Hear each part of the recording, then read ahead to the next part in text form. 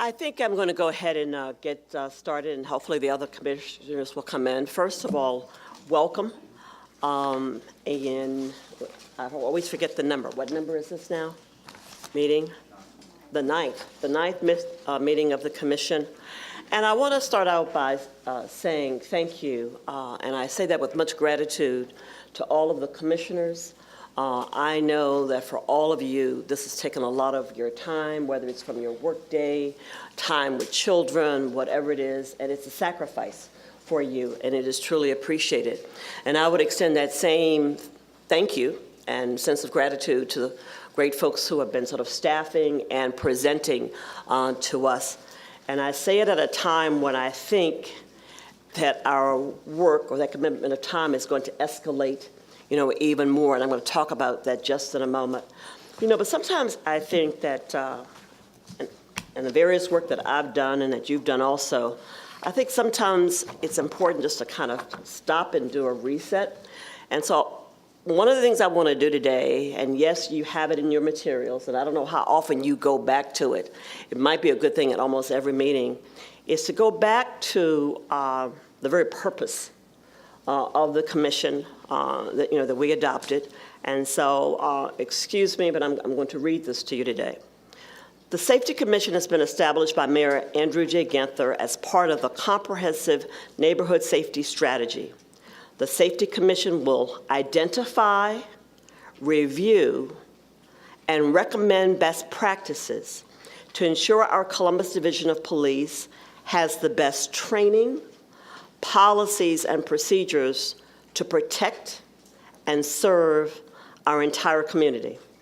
The Safety Commission will focus on areas such as de-escalation, crisis intervention and bias training, use of force policies, diversity recruitment and retention, and early intervention and officer wellness programs. Throughout the process, community policing, program-oriented policing, and associated best practices identified by national public safety and social justice experts will inform the Safety Commission's work. That work will culminate with concrete, actionable recommendations to Mayor Ginther.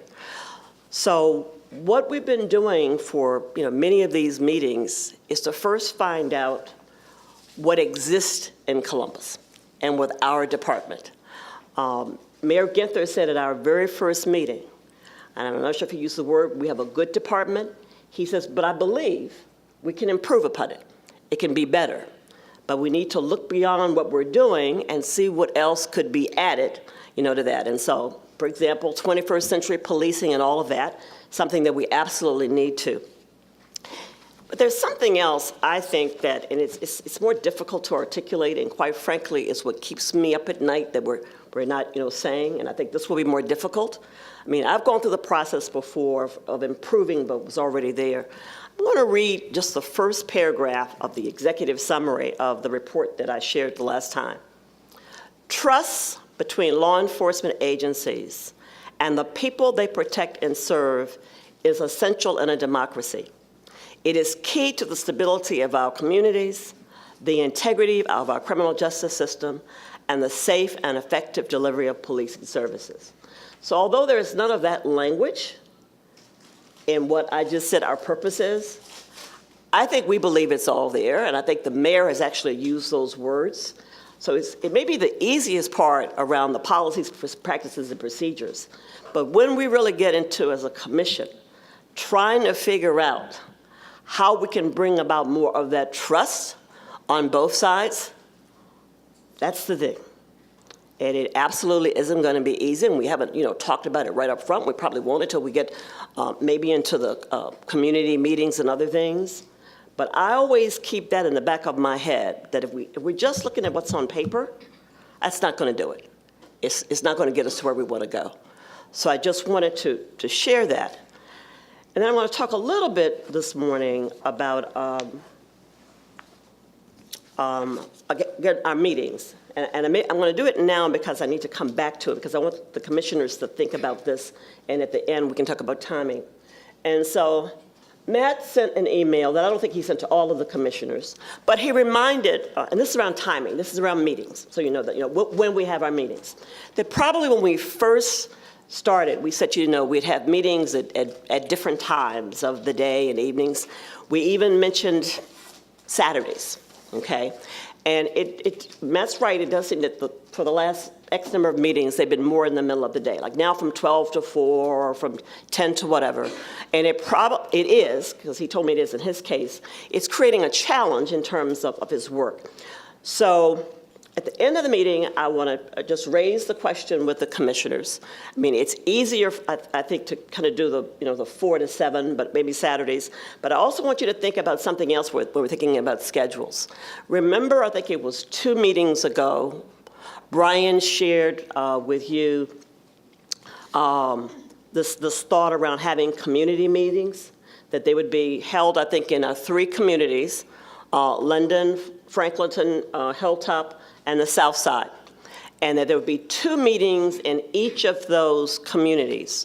One where the commissioners would be meeting with community folk, and one where we would be meeting with the officers who typically work in those areas. So my guess is that most of those meetings will occur in the later afternoon, like 4 to 7. Again, that's just a guess. I checked with Elon. We just kind of think that might work best, for individuals. And then for the committees, because you haven't started, meeting yet, I was saying it to Matt, if it's 3 or 4 people on a committee with staff support, that's one where you really might be able to have them more on Saturdays. Again, I'm not trying to say we're not going to have on Saturdays, because I want to kind of do an informal poll at the end of this meeting around the availability. Because, there are work issues, there are childcare issues, there are all kinds of other things. And it gets to a point where unfortunately, we have to go with the majority or make it work. But I want you to think about that and to think that the workload, I think, even with the holidays coming up, is really going to increase, for the commissioners. At our very next meeting, we will be meeting with the consultants that will drive some of the work. And again, I think, more meetings. Back to the agenda for today, I think the first agenda item is the approval of the, yes? Is there going to be any dialogue about what you're saying? I have a couple of concerns about what you just said. About the timing? Well, about the meetings, I don't know if this yet. Well, I was going to come back at the end of the meeting. I wanted everyone just to kind of think about it in terms of timing. And then at the very end of the meeting, we'll set aside time to come back for comments, if I have to take a poll or a vote. But I wanted to raise the subject so in your own mind you can be thinking about what works best for individuals. So I'd like for you to hold that until the end, okay? Approval of the minutes from our last meeting. Can I get a motion? So move from Andrea, second Emily. No. I'm not raising my hand for motion. I want to discuss the minutes. Okay. I read the minutes. I don't know how to work this. The minutes from the last meeting do not reflect the conversations that were had in the meeting. And so my question and concern.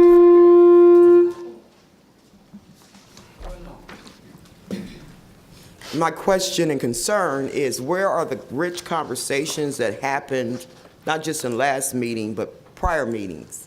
There was a deep conversation around the presentation and some other things that are not reflected in any of the minutes. We got to a real rich conversation around perspective that's not reflected in the minutes. And if we are here to weigh in, and I've been having conversations individually around this, has been a lot of lecturing. And I think for me and other commissioners, I don't want to speak for any of my other fellow commissioners, we have taken made a sacrifice to be a part of a dialogue that I don't feel is happening. Even when it gets to the dialogue that is happening in these meetings aren't reflective in the minutes.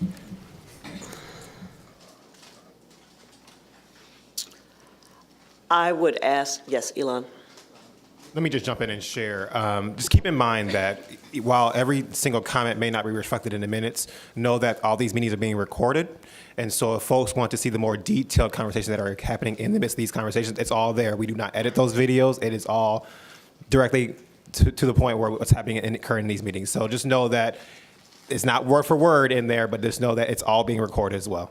The issues raised in all due respect, are too important to the community that many of us are representing not to be reflected. We got into a real conversation about what was bias to me, racial bias, that needs to be somewhere noted in a way that a person doesn't have to watch. This is going to be a 4-hour meeting that no one's going to watch a 4-hour video of what conversations are happening. There are crucial points being raised. We got into a conversation about committee members' feelings and people feeling a way about what was presented that I think is crucial. If we're going to get to perspectives, and I'll allow some of my other committee members to weigh in, if we're not capturing that information, I think it was clear to me that there's a kind of difference in how we're viewing perspective about how we are being policed that's not being reflected in any of these meetings. If I might, I would say that when I looked at the notes, I also noticed that a description or summary of Dr. Jones's presentation was missing. And while I understand that videos are kept, even if because I've never seen our minutes kind of reference videos, so even if there's a summary of what we talked about, cross-referencing a video so that if someone were to ask and pull minutes from a meeting, they would know the substance of it, because I do think that these in particular are missing a lot, even from what we might typically see. Like, I know the minutes from the last meeting were a lot more detailed than these. So I do think, and I don't know if we've ever had a discussion about whether one of the commissioners should be a secretary or something like that, but I would say that these minutes are missing a lot of what we did talk about. Let me ask this, because that was a great point that you just raised, and I'm not going to appoint one, but maybe a process to bring about more of the richness is that if there is a commissioner who wants to attempt to capture that or take turns or whatever, and to provide it to staff. And the other thing I think that needs to happen is that the minutes should go out as soon as we can after a meeting. And then I would ask the commissioners, when you receive them, that you read them, closer to the time of that meeting. And if you want to, ask a question, is something missing, or add additional information, then send it back to the team. Okay? Is there such a person who would want to volunteer to assist by providing more information in an ongoing way? I'd be happy to. Thank you. Thank you. And then you and Denise can work on that together. Okay? Thank you. Yes, Gillan. Just also know that in the midst of us collecting the video and the notes from these meetings, we also get like the closed captioning as well. We can capture all the comments word for word as well. So just know that we're collecting that information as well, and we have that available to you all. Should you want that. And Elon, so again, getting back to the points that were raised in that meeting, will that, because we never got to anything, we just moved on. And so there are a lot of things I think that we need to create space to dig a little deeper into, especially around racial bias and perception. I think that there has to be room for us to have a richer conversation that isn't rushed. Let me go back to, If I can add to that real quick. So, Tammy, I agree with what you're saying. I think I brought that up. could I interrupt for just a moment? Just a moment. At our last meeting, I believe that all of the commissioners received a one-pager on future meetings. And again, I understand that something comes on someone's heart and you want to talk about it then and there, but we try to give topics where we could have that deeper dive conversation. And when you want to have that deeper dive conversation and it's off of the agenda for that day, it's just going to make it very problematic to get through everything that we think we need to get through to before we can get to making recommendations. So so I'm looking at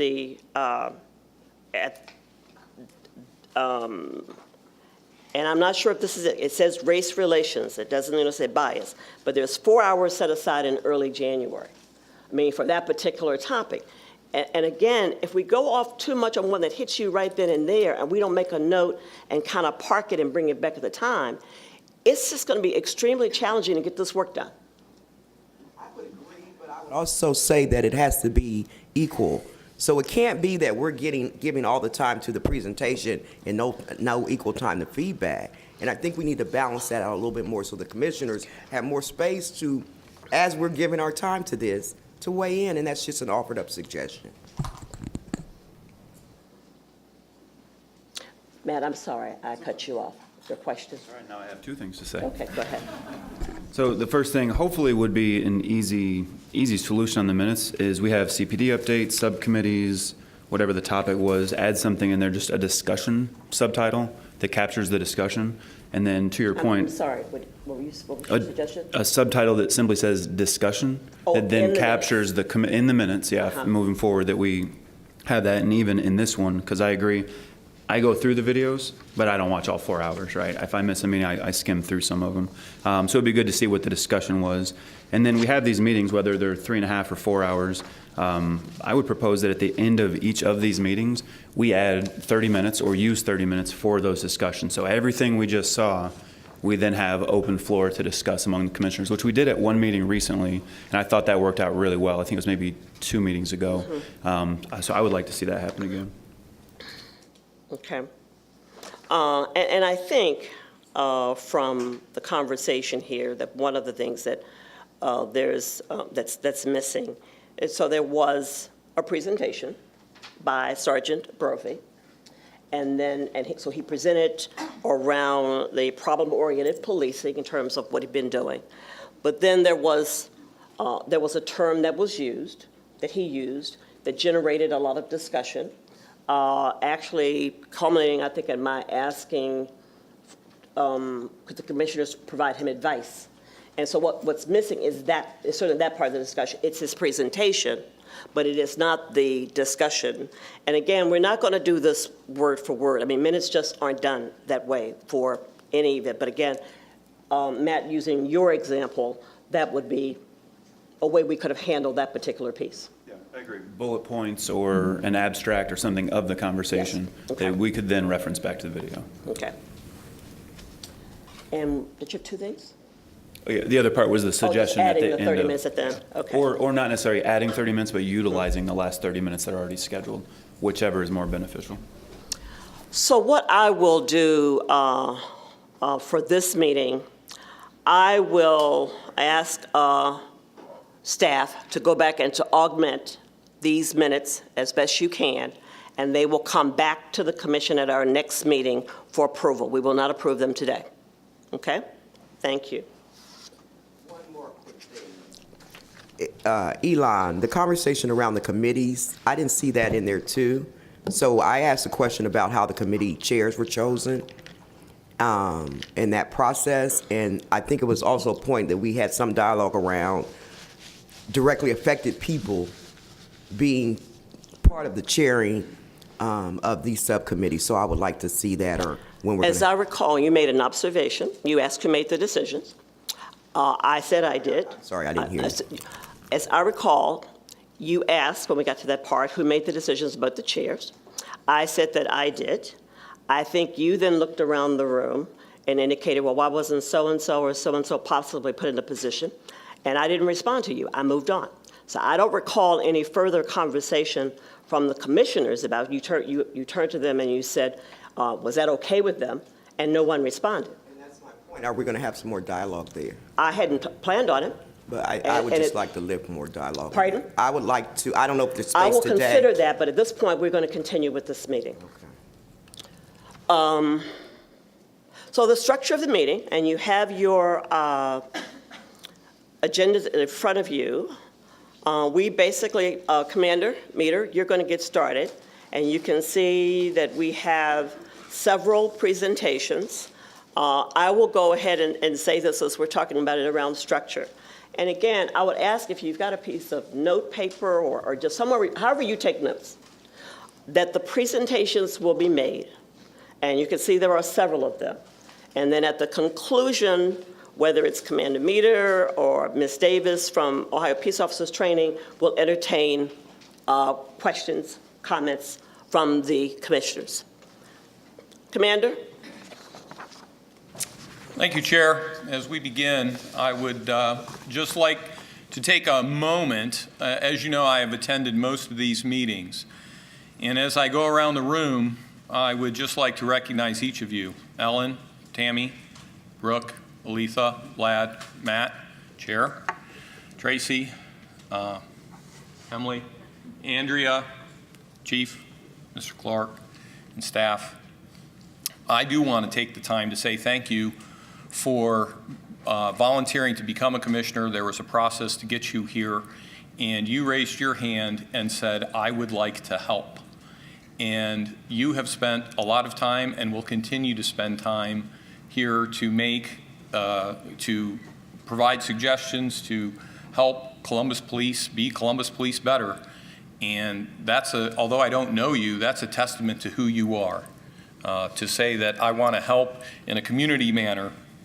And I just say thank you, and that's pretty superficial. But Matt, you had made mention evidently about the interruption to your schedule. It's interrupting everyone's schedule and all of that. And words really can't capture what you mean to the community. So on behalf of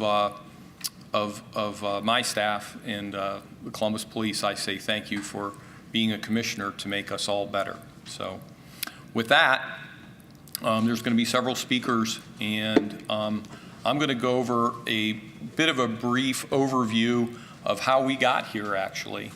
Let me begin by just sharing with you the mission statement for the Training Bureau. And I'm not going to read it to you, but you can understand that we are responsible for training every new hire all the way through the end of their career. And that's a huge responsibility here at the Training Bureau.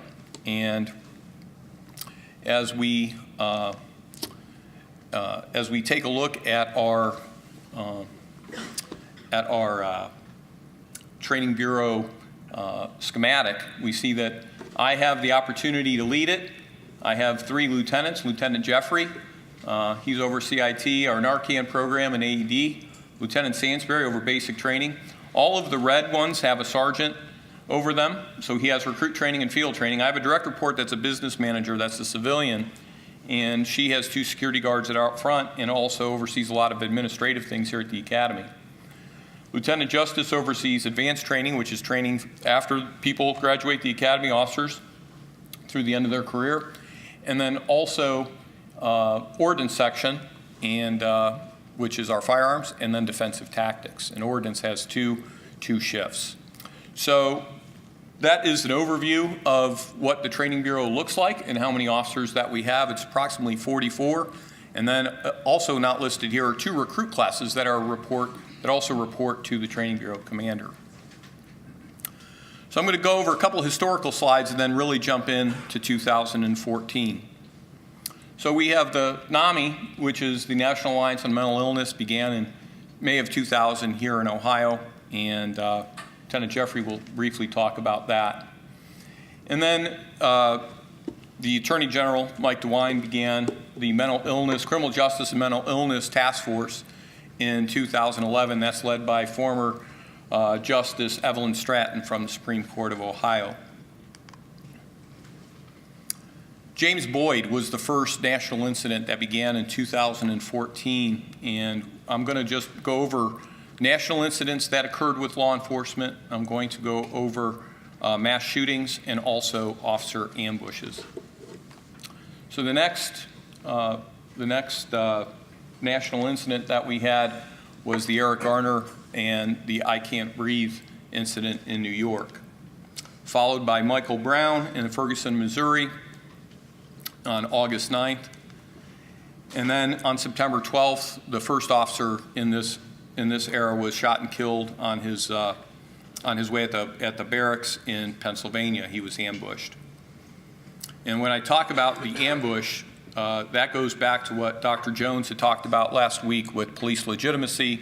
There's a lack of legitimacy. We're going to see an increase in police ambushes. So then Laquan McDonald incident occurred, followed by Tamir Rice on November 22nd of 2014. Governor Kasich then began the Community Police Relations Task Force, and he began that on December 12th.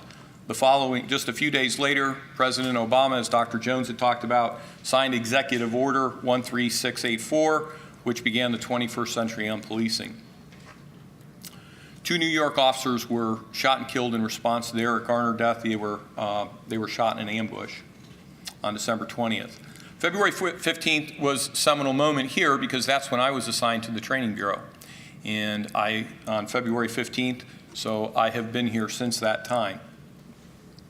That was followed by the Walter Scott shooting in Charleston, South Carolina, and then Freddie Gray in Baltimore, Maryland. On April 29th, the governor's task force issued their report, and then the following week, President Obama's, or on May 18th, it wasn't the following week, a couple weeks later, issued the 21st Century Policing. The Cleveland Police Consent Decree came out on May 26th. I had just been here a few weeks. I was actually in a professional development course at the time, and that following week, I had that report printed out and met with my staff, my leadership staff here, all the sergeants and lieutenant, and I gave them each one a consent decree from Cleveland, and I asked them to review that consent decree to find out what was issued in the consent decree that maybe that we're not doing and to recognize that. Then the Charleston, South Carolina church shooting occurred where there was 9 people that were killed. Then Sonny Kim was shot and killed in an ambush in Cincinnati, Ohio. Then the Sam DuBose shooting happened in Cincinnati, Ohio on July 19th. You may remember this particular mass shooting at this college where a guy came in the classroom, he had a handgun, asked who was a Christian, asked them to stand up, and then began to shoot them. Mayor Ginther is elected mayor on November 3rd of 2015, and part of his platform that he ran on was that he wanted to give Columbus Police body cameras. And that was in September of 15 is when there was an agreement on body cameras.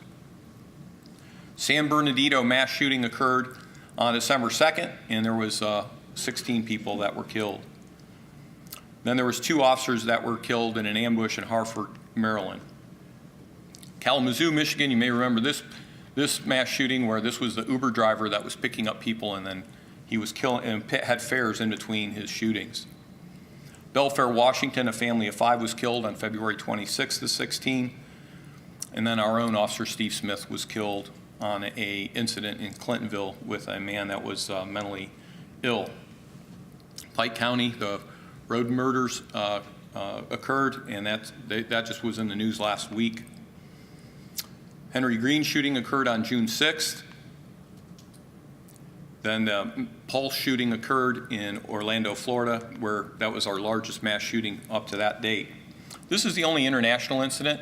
I raised Nice, France, because there's going to be 3 incidents where we had a car or a vehicle that was used as a weapon, and there was 86 people killed in Nice, France.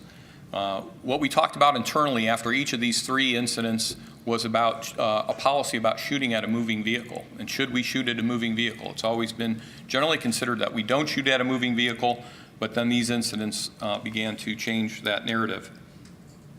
The Alton Sterling shooting occurred in Baton Rouge, Louisiana, and then the Philando Castile happened the next day. The following day, on July 7th, was badge pinning here for one of our recruit classes. On that day, there was a protest in Dallas, Texas, and then that man ended up shooting and killing 5 officers there. Then 3 officers were shot and killed in response to the Alton Sterling shooting in Baton Rouge, Louisiana. Tyree King shooting happened on September 14th of 2016, and then there was 5 people killed at a mall in Seattle, Washington. There was the city council protest that happened on September 26th, and then we agreed on a body cam policy on October 7th of 2016. We rolled out body cameras by the end of 2016. Most of the body cameras were issued in 2017, and the last ones were wrapped up early part of this year. Everybody in patrol And Traffic Bureau now has a body camera with very few exceptions, such as people that are on long-term military or long-term illness. 2 officers were shot and killed in an ambush in Des Moines, Iowa. And then another officer was killed. He was writing a ticket near San Antonio's headquarters when a man walked up to his window who was not part of the traffic stop and shot and killed him. The Washington Post put out an article about the number of ambushes on law enforcement, how they had hit a 10-year high. Then we had the incident at Ohio State, although fortunately nobody was killed, but we know that we had this terrorist incident at Ohio State in November. And then in January at the airport in Fort Lauderdale, we lost 5 people in a mass shooting. And a deputy was shot and killed in an ambush in Houston, Texas. The Zach Rosen incident happened on April 8th of 2017. And then Chief Eric Desario was shot and killed in a domestic incident in Kirkersville. New York Daily News talked about the increase in the number of officers being killed. And then our first officer-involved shooting with a body camera occurred on July 13th of 2017. Justine Damon incident occurred in Minneapolis, Minnesota, where she was shot and killed, and that was not captured on body camera. Charlottesville incident, out of the incident that occurred there, a racist ran down and killed 1 person in Charlottesville. Again, we had talked about shooting at a moving vehicle when it came to this second incident. Clovis, New Mexico, there was a library where there was 4 people shot and 2 more were killed. Then the big incident happened in Vegas where there was 59 that were killed in a mass shooting. In Girard, Ohio, Officer Justin Leo was shot and killed in a domestic incident. And then in Grambling, Louisiana, at Grambling State, there was 2 people that were killed in a shooting at that campus. This is the 3rd of the vehicle incidents that occurred in New York City, where 8 people were killed, where the truck ran down 8 people. Sutherland Springs, Texas, at the church, there was 26 people that were killed in another mass shooting. Tehama County, California, 2 people were injured and 4 were killed. In Charleston, Michael Slager, he was the one in the Walter Scott shooting. He ended up getting sentenced to 20 years for that shooting. Denver, Colorado, there was 6 deputies that were shot. 1 was killed on New Year's Eve. In Westerville in February, we lost 2 officers out of a domestic situation. In Parkland, Florida, we had 17 more students that were killed, and we see how the mass shootings continued.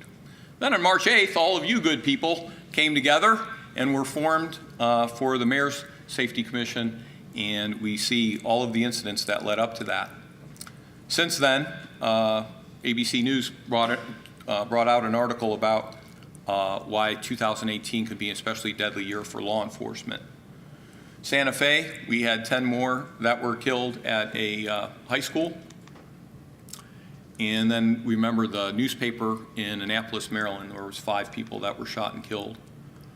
The Donna Castleberry shooting happened on August 23rd of 2018 here in Columbus. And then this incident, actually I didn't address it because it happened before 2014, but this former officer was sentenced to 15 years to life for shooting an unarmed teen in just outside of Dallas. In Cincinnati, we know that most recently we had that mass shooting in downtown Cincinnati where 3 people were killed. And then on September 7th, there was an article about the large opioid epidemic and how many people we are losing. In Bakersfield, just a couple of weeks ago, there were 6 killed in a mass shooting. And then in Aberdeen, Maryland, there was 3 more that were killed. In Queens, there was, I don't know if you saw this, but there was 3 infants that were stabbed to date. None of them have died, but they were 13, 22, and 33-year-old infants. Then just this past Sunday, the dispatch put out how many overdose increasing in the state of Ohio in 2017. As we take a look at all of these incidents that led up to the formation of this group, and what you're tasked to do is a huge opportunity and a huge, there's lots of moving parts and lots of problems with it. In the Training Bureau, we are certainly recognize all of these things that go on nationally and locally. And our charge is to train our newest hires and our experienced officers for an ever-changing society. And we have exactly 110 codes that we have to train our officers to prepare for. In the city of Columbus last year, you were already given this information, we took 1.2 million calls for service. And Lieutenant Jeffrey, who will be our last presenter, will talk about the mental health aspect to how many of these people we are encountering that with mental health challenges. Our population is just under 1 million, covering 225 square miles. This is a huge task that we have, and I am extremely proud of the men and women that I work with and that we train. Today, the Training Bureau presentations after me, the executive director of OPATA, the Ohio Police Officers Training Academy or Training Commission, has come here with one of her staff members, James Burke, and they're going to talk to you about the state standards. And then Lieutenant Sansbury is going to talk to you about basic training, our recruit training and field training. Then Lieutenant Justice is going to talk to you about advanced training. And then Lieutenant Jeffrey is going to talk to you about CIT, Narcan, and we have a few AEDs now. As I close, if you would please give me the opportunity to read a statement from my heart. Right in front of you on your handout, you have our bios, and so you could find out, you've already been given my bio at the second meeting that we had, or the third meeting, and I appreciate that I'm not going to go back over that again. But as you know, I've been at most of these meetings, and I have watched all of you, and I would just like to take about 2 minutes here and give you a statement from me and my career in law enforcement and what I have seen and my thoughts on you. I've had the opportunity to serve my country in this city in as a law enforcement officer for over 30 years. I've determined that law enforcement is the hardest job in America today, and officers are uniquely placed in our society to give the most special of all gifts.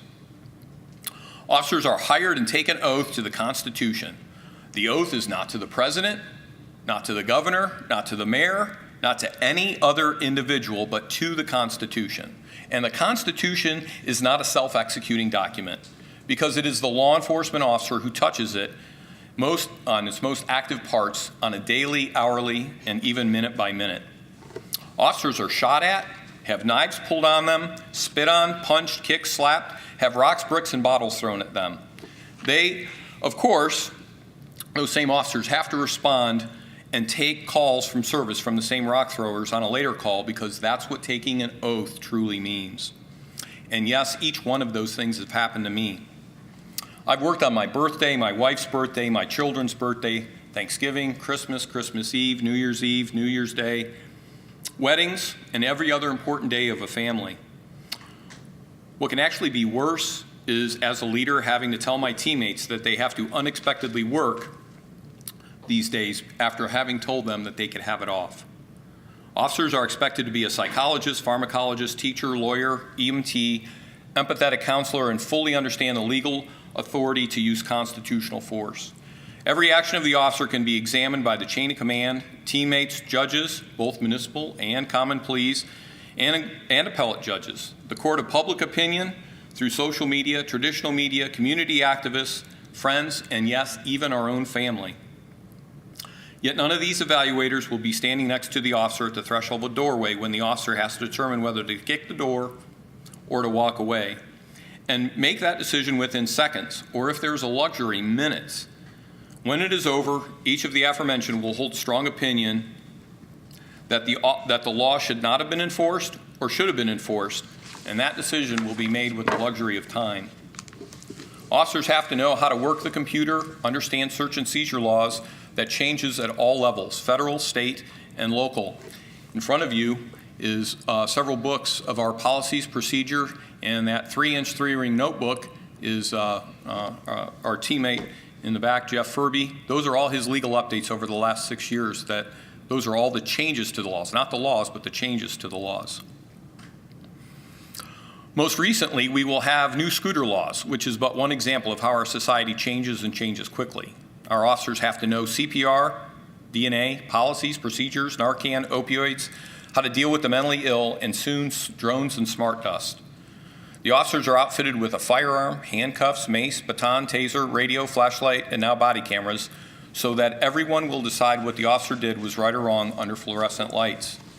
This is much different than making the decision under a street light, moonlight, or no light at all, and trying to be reasonable with the unreasonable. The cruisers today are filled with shotguns, patrol rifles, rescue ropes, Narcan, flares, cones, stop sticks, and now a few have AEDs. All the equipment and skills require training, and every minute of training the officer attends means he or she is not working the street in their assignment. There is a cost to every minute of the training for the attendee and the instructor. As you listen to the next 4 presenters, keep all of this in mind because officers have voluntarily chosen to work the hardest job in America, to help people who can't help themselves and to chase bad guys with guns down dark alleys who have yet to develop a conscience. America is as violent as ever, and it is the law enforcement officer who's on the front lines protecting the community. On the playground, we've gone from Red Rover to active shooter drills. As we watch the nightly news, we come to the painful realization that we no longer need Oliver Stone or Steven Spielberg to take us beyond our imagination in what has become a carnival of killing. The men and women I've worked with who today still serve and wear this uniform do so for the badge on the left side of their chest, not for the name tag on their right. They are some of the finest, bravest, and most special people I've known, and they give the most special of all gifts. What is this special gift? It's a special gift that almost no one is quite uniquely placed in society as the law enforcement officer, and that is the gift of tomorrow. The gift of tomorrow is most special because without them, there are no more tomorrows. When a frightened citizen calls to say someone's breaking in their home, the officer's there. When it's minus 10 or over 100, the officer's there. When there is an accident and a thing that used to look like a car, the officer is there. When a child is missing or someone's ready to jump from a bridge, the officer is there. When there are gunshots in the night, the officer runs towards the gunfire without hesitation to protect those who can't protect themselves.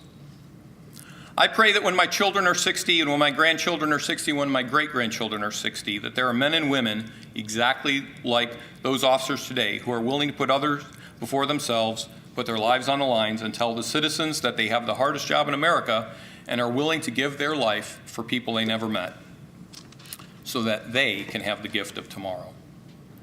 Ladies and gentlemen, I'm going to end where I began, and that's to thank you for coming here to make us better. I'm going to ask that you hold your questions in conjunction with what we've been talking about until after each presenter. And with that, I would like to welcome Mary Davis, who is the Executive Director of the Ohio Peace Officers Training Commission.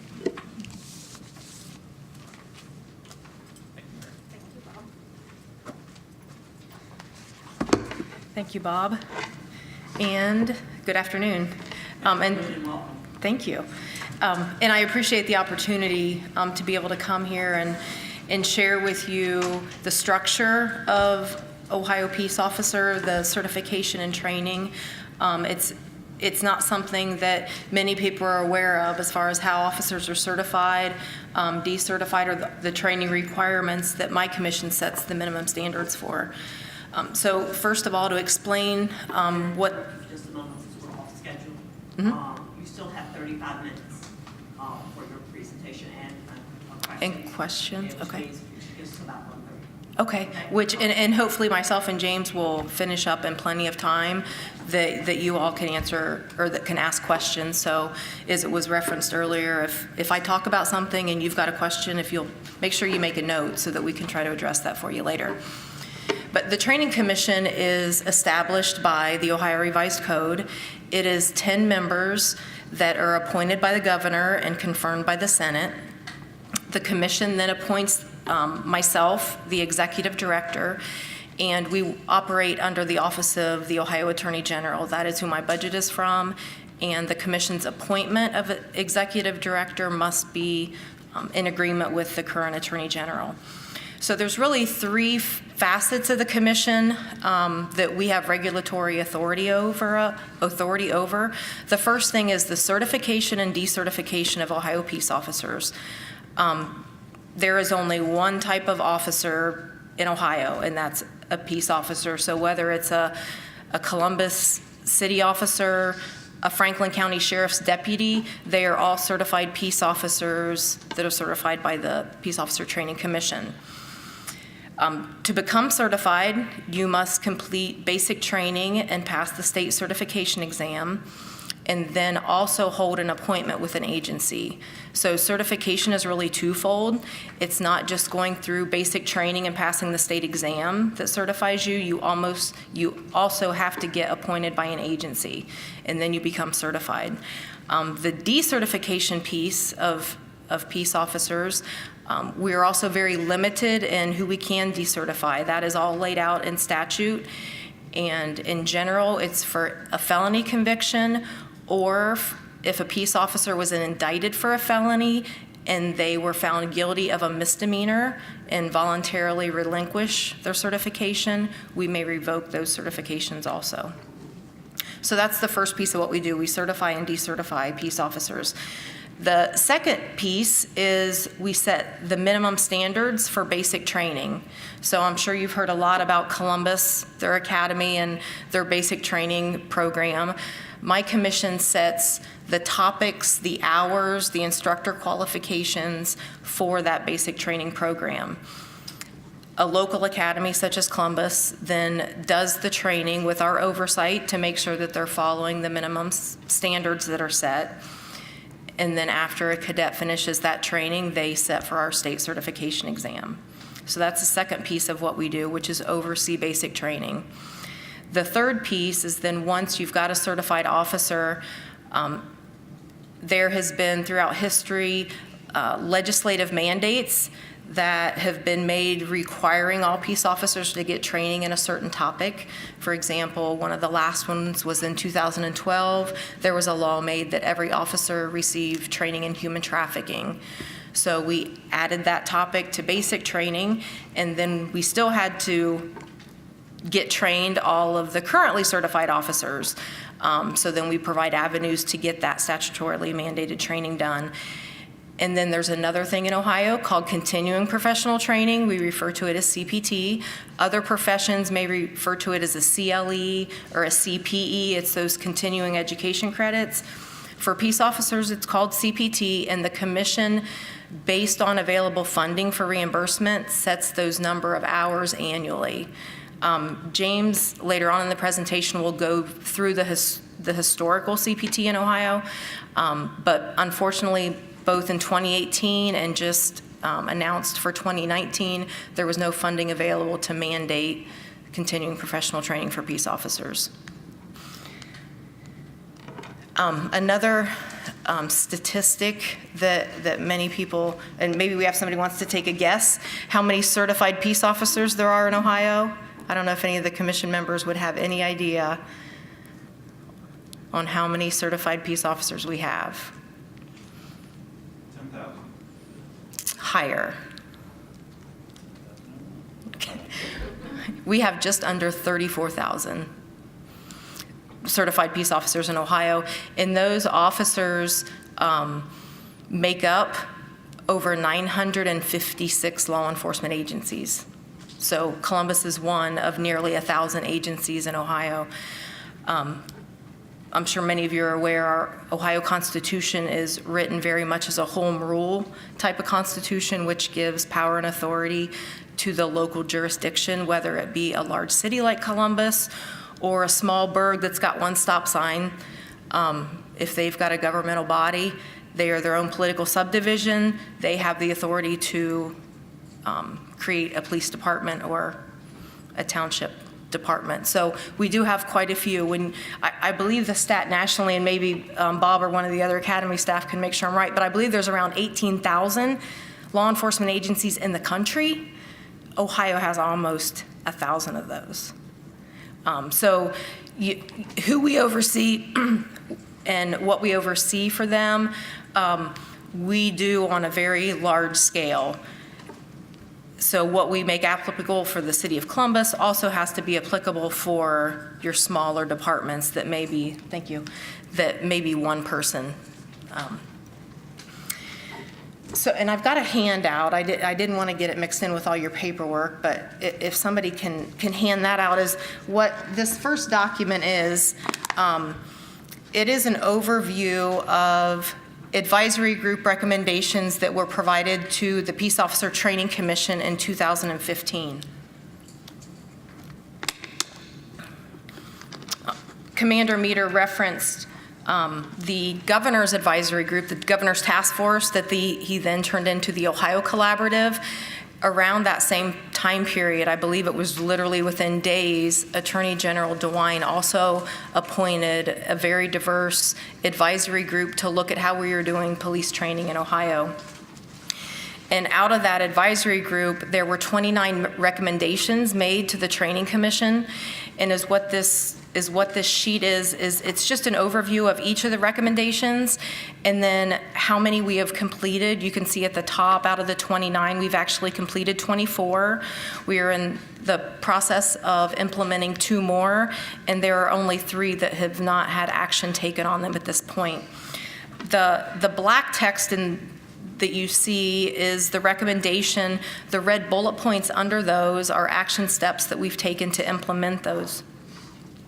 So the first thing that I want to cover is on the first and second page are the advisory group's pre-certification recommendations. So these would have been the recommendations they made for individuals to be eligible for certification. Prior to the advisory group, the only requirements was that the individual be able to pass a physical exam so that we knew that they could safely participate in advanced training, and have a background check so that we could ensure that they did not have a weapons disqualifier. After the advisory group, since the advisory group, as part of the recommendations, we implemented an educational requirement. Prior to that, there was not an educational requirement, so now an individual must have a high school diploma or an equivalent to be eligible for basic training. They implemented a drug screen, which is in line with the Federal Health and Human Services SAMHSA drug screen. They recently added additional criminal disqualifiers. So in addition to not being able to have a weapons disability, they've added, and I believe these are kind of new to me, but on the second page, you will see that they added that registered sex offenders, child victim or arson offenders would not be eligible to attend basic training and possibly become a certified peace officer. And then that last bullet point speaks about if they've had a conviction for certain offenses only within 3 years.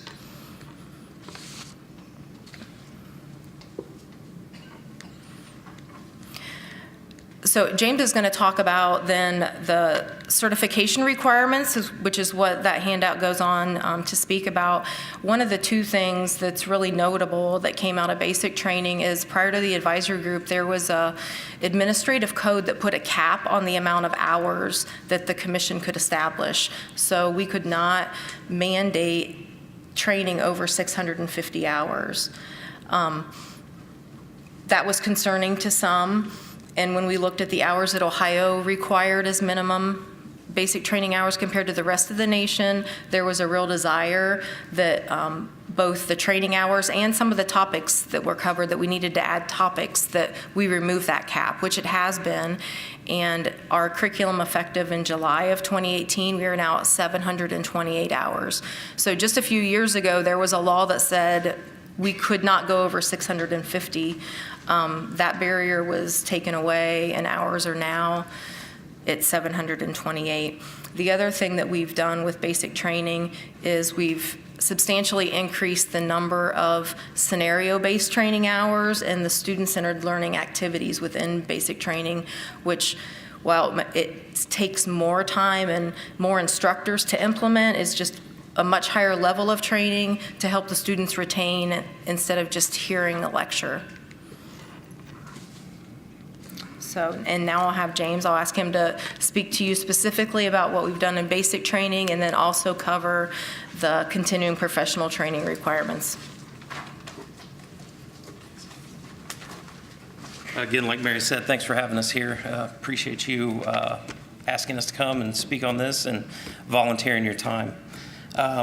As Mary was talking about with the Attorney General's advisory group, there were some changes made to the basic training model. One of the biggest things was as she spoke about, the increase of the hour cap. Before that, legislatively, we could not go over 650 hours, which meant as we were getting closer and closer to that if we wanted to add something new in, that meant we had to take something else away.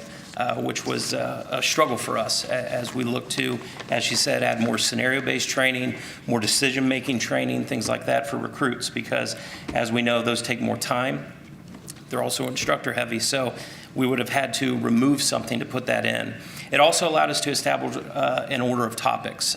Before this, academies could choose to run the classes in any order that they chose based on instructor availability, anything like that. But what we found was, as we were writing curriculum with subject matter expert groups, say you take traffic stops, for example, and if we could not guarantee that the recruits had uniform traffic citations or tickets, we would need to cover that in the traffic stop lesson plan because we didn't know what order they had it in. So the ability to put a general order of topics in basic training allowed us to ensure that they had one class before another, they had use of force before any subject control, so that would not need duplicated in that course. Some things to point out, again, as of July 2018, our total hours are now at 728 for a police academy recruit. And again, remember, these are the minimum standards passed by the commission. Any agency that's running an academy can choose to increase that. And I don't want to speak out of turn, but I believe Columbus adds quite a bit to their academy as well. In what's required from the commission as far as questions to class, things where we get them to think or respond to, there's 648 of those in the curriculum. Small group and large group discussions, we have 158. Class activities, these could be worksheets, videos, anything like that, there are 289. Individual exercise, we have 94 different ones contained in the curriculum. 2 separate guest panels, 250 different worksheets, 157 handouts, 101 videos, 669 scenario activities, and these could include, again, videos, watching a video and determining what crime should be charged, different things like that. 30 different role play scenarios and 32 different practical applications of psychomotor functions, whether that be with subject control, traffic stops, room clearing, different things like that. The goal is to put more of that scenario-based training in there. You have a current audit sheet, I believe was handed out to you. That's all handled by our education and policy section. We utilize subject matter experts in the field to come in for different topics, to review that topic, determine what new research is out there, what needs changed, what needs added, what needs removed, different things like that. Every course on there is at a minimum reviewed every 5 years. That doesn't mean that they all wait 5 years. If new legislation comes out, something needs to be changed, they're then opened and reviewed. But at a minimum, if the lesson plan has not been touched, it's reviewed at least at a minimum every 5 years. We also yes, ma'am. Explain the point system. There's points. Oh, those are hours. I'm sorry. These are the hours next to it. So you have the total for the section at the bottom, and then each individual course, the number off to the side is the number of hours that's included in that class. Okay, thank you. Yes, ma'am. We put out revisions annually now in July for the different programs, and Peace Officer Basic is one of, and Mary, correct me if I'm wrong, 8 different programs that we're over at the commission. That includes, corrections basic training, private security, court officer basic, different things like that. This is one of the 8. And we also utilize a job task analysis for our student performance objectives.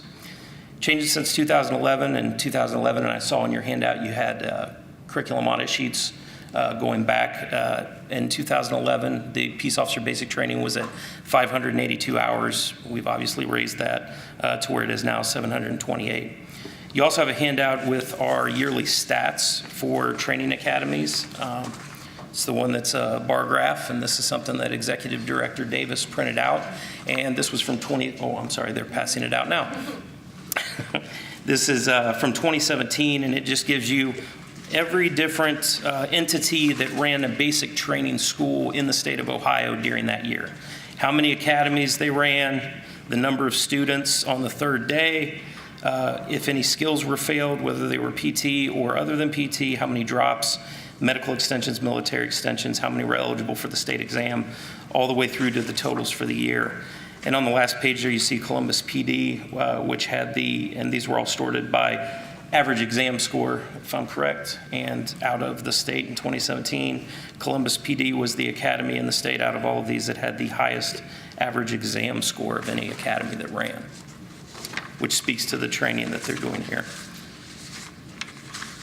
Continuing professional training, as Mary talked a little bit about, is the commission is allowed to mandate topics if funding is available for those topics. The way the legislation is written, there must be $20 per hour for every officer in the state to mandate that hour of training, which comes out to a little over $700,000 for each hour mandated. Historically, in 2007, there were 8 hours mandated. 3 of them were in general law enforcement. And when you hear me say the term general law enforcement, that gives the chief or sheriff or head of that agency the ability to determine what they want their officers to attend. The chief or sheriff has the ability to say, yep, I want everybody to attend de-escalation training, and that will be our 3 hours. So when you hear me say general hours, that's what that is referring to. It has to serve a law enforcement purpose. 2007, it was 8 hours, 3 general, 5 hours of crime victims. 2008, there were 6 hours, 4 general, and 2 hours of crime victims. 2009, there was 1 hour. It was general law enforcement. 2010, there was 1 hour. It was crime victims. 2011, 12, and 13 were 0 hours. 2014 were 4 hours, 3 general law enforcement, 1 hour crimes against families. 2015 was 4 hours, 3 general law enforcement, 1 hour domestic violence. 2016 was 11 hours. We had 2 hours of constitutional use of force, 2 hours of de-escalation with a focus on mental illness, 4 hours on community police relations, 1 hour on human trafficking, and 2 hours on general law enforcement. 2017, we had 20 hours of continuing professional training. 6 hours were on trauma-informed policing. 4 were on practical application of force. 4 were on officer and community wellness. 2 on legal updates, and 4 on general law enforcement topics. And as Mary said earlier, 2018 and 2019 are back at 0. Yes, sir. Do you have those, or does anyone else have those? We did not. Okay. Will you be able to provide them? Thank you. Absolutely. I'm sorry, what did you say around trauma-informed? Was it 6 hours? 6 hours of trauma-informed policing were required in 2016. And trauma-informed policing was a course that we worked with the Ohio Department of Mental Health and Addiction Services. Revolved about police officers understanding the trauma that the people they come in contact with are dealing with, and also a section on how to deal with the trauma that they face every day with their jobs as well. I don't know if you want any questions or not. Okay, well, I'll write them. Yeah. Thank you. Mary, did you have anything else to add? That was pretty much what I went over, so go ahead with your question. He's ready now for questions. Yes, ma'am. Both of them are. Yes, ma'am. Will we have the ability to see the trauma training? I know the Columbus Public Health is doing a lot around trauma trainings right now from funding from the mayor's office. Is it that same type of trauma-informed? And the reason I raise this question, and I would ask my academic people to help weigh in on this, exposure to trauma and secondhand trauma is a huge thing. Yes, ma'am. And even today, and you know, Commander, I have mad respect for you, but the trauma of images, we just sit here and was traumatized with all those image after image that burned. You can't unsee a thing. Yes, ma'am. And so I would love to see what type of trauma trainings there are. I watched the faces of some folks that were directly involved with some of those images. Secondhand trauma is a huge thing, and I think that we have to recognize that, even those of us who serve on these commissions. And I just want the record to know that I am traumatized even right now. We have to begin to look at the fact that many of us, especially in the Black community, are trying to get to a place where we're not traumatized by police. As a person who directly shows up for these families that were just flashed around in these images, we have to look at secondhand exposure to secondhand trauma, and I would hope that not just for us, but for our officers as well. Yes, ma'am, absolutely. And that was part of the training, was in the vicarious trauma. And I'm sure we can get them a. Yes.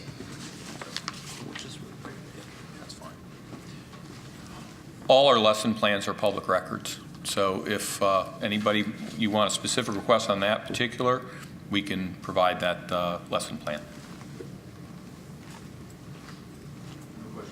Yes, sir. So some of the training that you just discussed over the last few years, is there any correlation? Does anyone study the correlation between when trainings are provided and how it affects either arrest numbers, numbers of death, officer retirements? I don't know what other statistics they would be, but does somebody track those?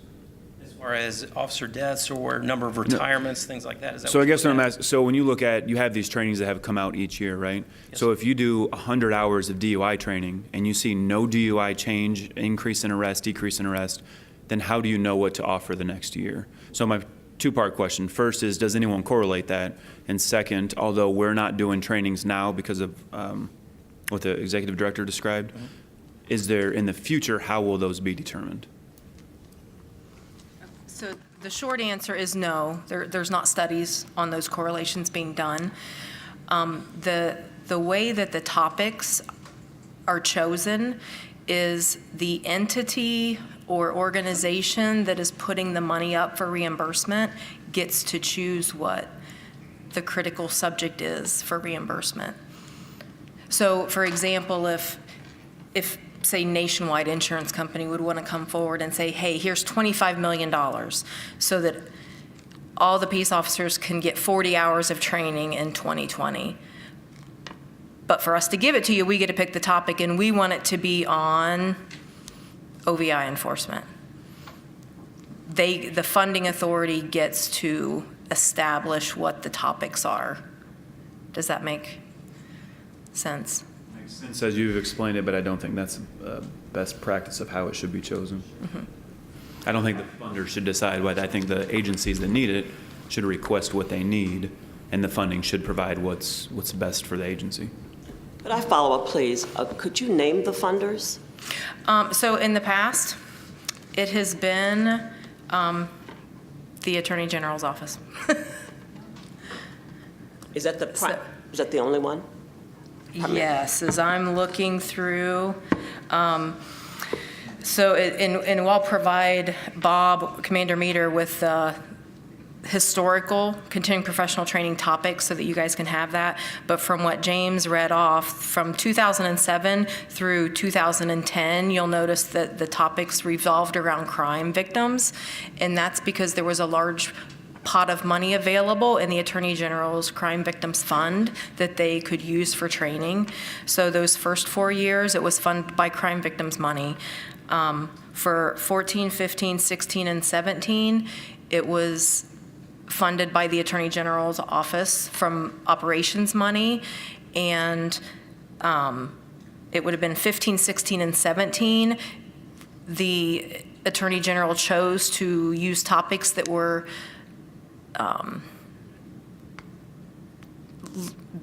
mentioned in the advisory group report. So we looked at the trauma-informed policing, the implicit bias, crisis intervention and de-escalation with focus on mental illness. So the most recent topics were taken from the community group report that issued recommendations to the Training Commission, but it still was Attorney General office money. Excuse me. I was part of Attorney General Mike DeWine's think tank on this. So the victims of crime money the pot of money that you're describing. The reason why there's so much money in that pot is because if you look at who's victimized in that demographic, most of those folks aren't eligible to apply for victim of crimes money because most of them have some kind of felony conviction on their record. So that's what, in order to get victim of crimes money, you have to be a squeaky clean person. And the majority of our victims are people that typically live in low-income communities that may have some minor, low-level offense on their record. And when they access the Attorney General's office, they don't qualify. And so part of the think tank last year was looking at that. And that's why we keep having at the state level this huge pot of victim of crime money, because you have to be squeaky clean to get assistance from the Attorney General's office under the victim of crime regulations. Which I think about when we're talking about funding something as crucial as training.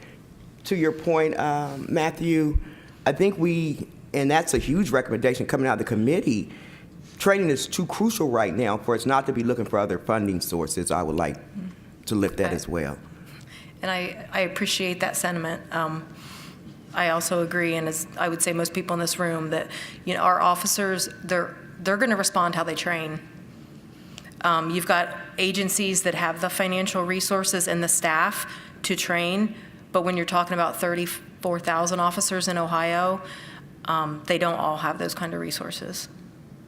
I have a question. You talked about the training being 6 hours, and you said that's dealing with trauma-informed training for the police officers when they deal with their own stuff, but also responding to a situation. Have you all disaggregated that to figure out exactly how much training is allocated for responding to a situation? So, and James was instrumental in working with Department of Mental Health to develop that trauma-informed policing curriculum, so he can correct me if I'm wrong, but in general, the majority of that course covered officers responding to calls for service and taking into account if they're the victims or even the alleged offenders, if there's trauma in their past about, not what did you do, but why did you do it? And then it was a smaller piece on the back end to get the officers to start self-reflecting on, okay, you understand how this can affect our community members' past traumas. You've got them too. You need to think about how you're dealing with that. What have you seen or heard in your career that is putting stress on you? So are you all able to quantify that out of the 6 hours then? I wouldn't want to give you a precise number. I would say probably 4 out of the 6 as a rough estimate is dealing with the community members and who they may come in contact with. 2 hours is more self-reflection on the officer themselves. Excuse me, Matt was next, and then you. Okay, thank you. Tammy. Part of my job, Tammy. look to see who's here to make sure that Do we're your going in job. turn, okay? Do your Matt? job. Thank you. Just to clarify on the question I asked before, so let's say there is this money available next year or whenever, that's optional to take that. That's not just because the money is available, agencies don't have to take the available training, correct? That's correct. So the continuing professional training is the amount of hours. Every officer has to take that amount of hours, but if the agency wants to be eligible for reimbursement, they must take the prescribed topics that are recommended. So, for example, 2017 was 20 hours, and there was a whole host of like 4 or 5 different topics that was announced. If a chief or sheriff just wanted their officers to get the training completed, they could have done 20 hours of general law enforcement training, but they would have been eligible for no reimbursement monies. That makes sense. Thank you. To Commissioner and then to the chief. This is around training, especially around the trauma-informed. So it sounds like looking at this sheet, and they're usually the lowest hours under kind of the human. I don't even see trauma training on here. Am I just not seeing it? Or is it on here? Am I missing it? Right, so the one thing on here is we can only reflect so much content in a course title. A lot of that is going to be in your 1-4, the community diversity and procedural justice. Oh, yep, your curriculum sheet. So 1-4, there's 16 hours in community diversity and procedural justice. There would be pieces of that in there. And then also under the Unit 3 Human Relations section, topic number 4, crisis intervention. Okay. And that's where the CTI training is, under the crisis intervention? That would be Okay. the crisis intervention training that, Okay. yep.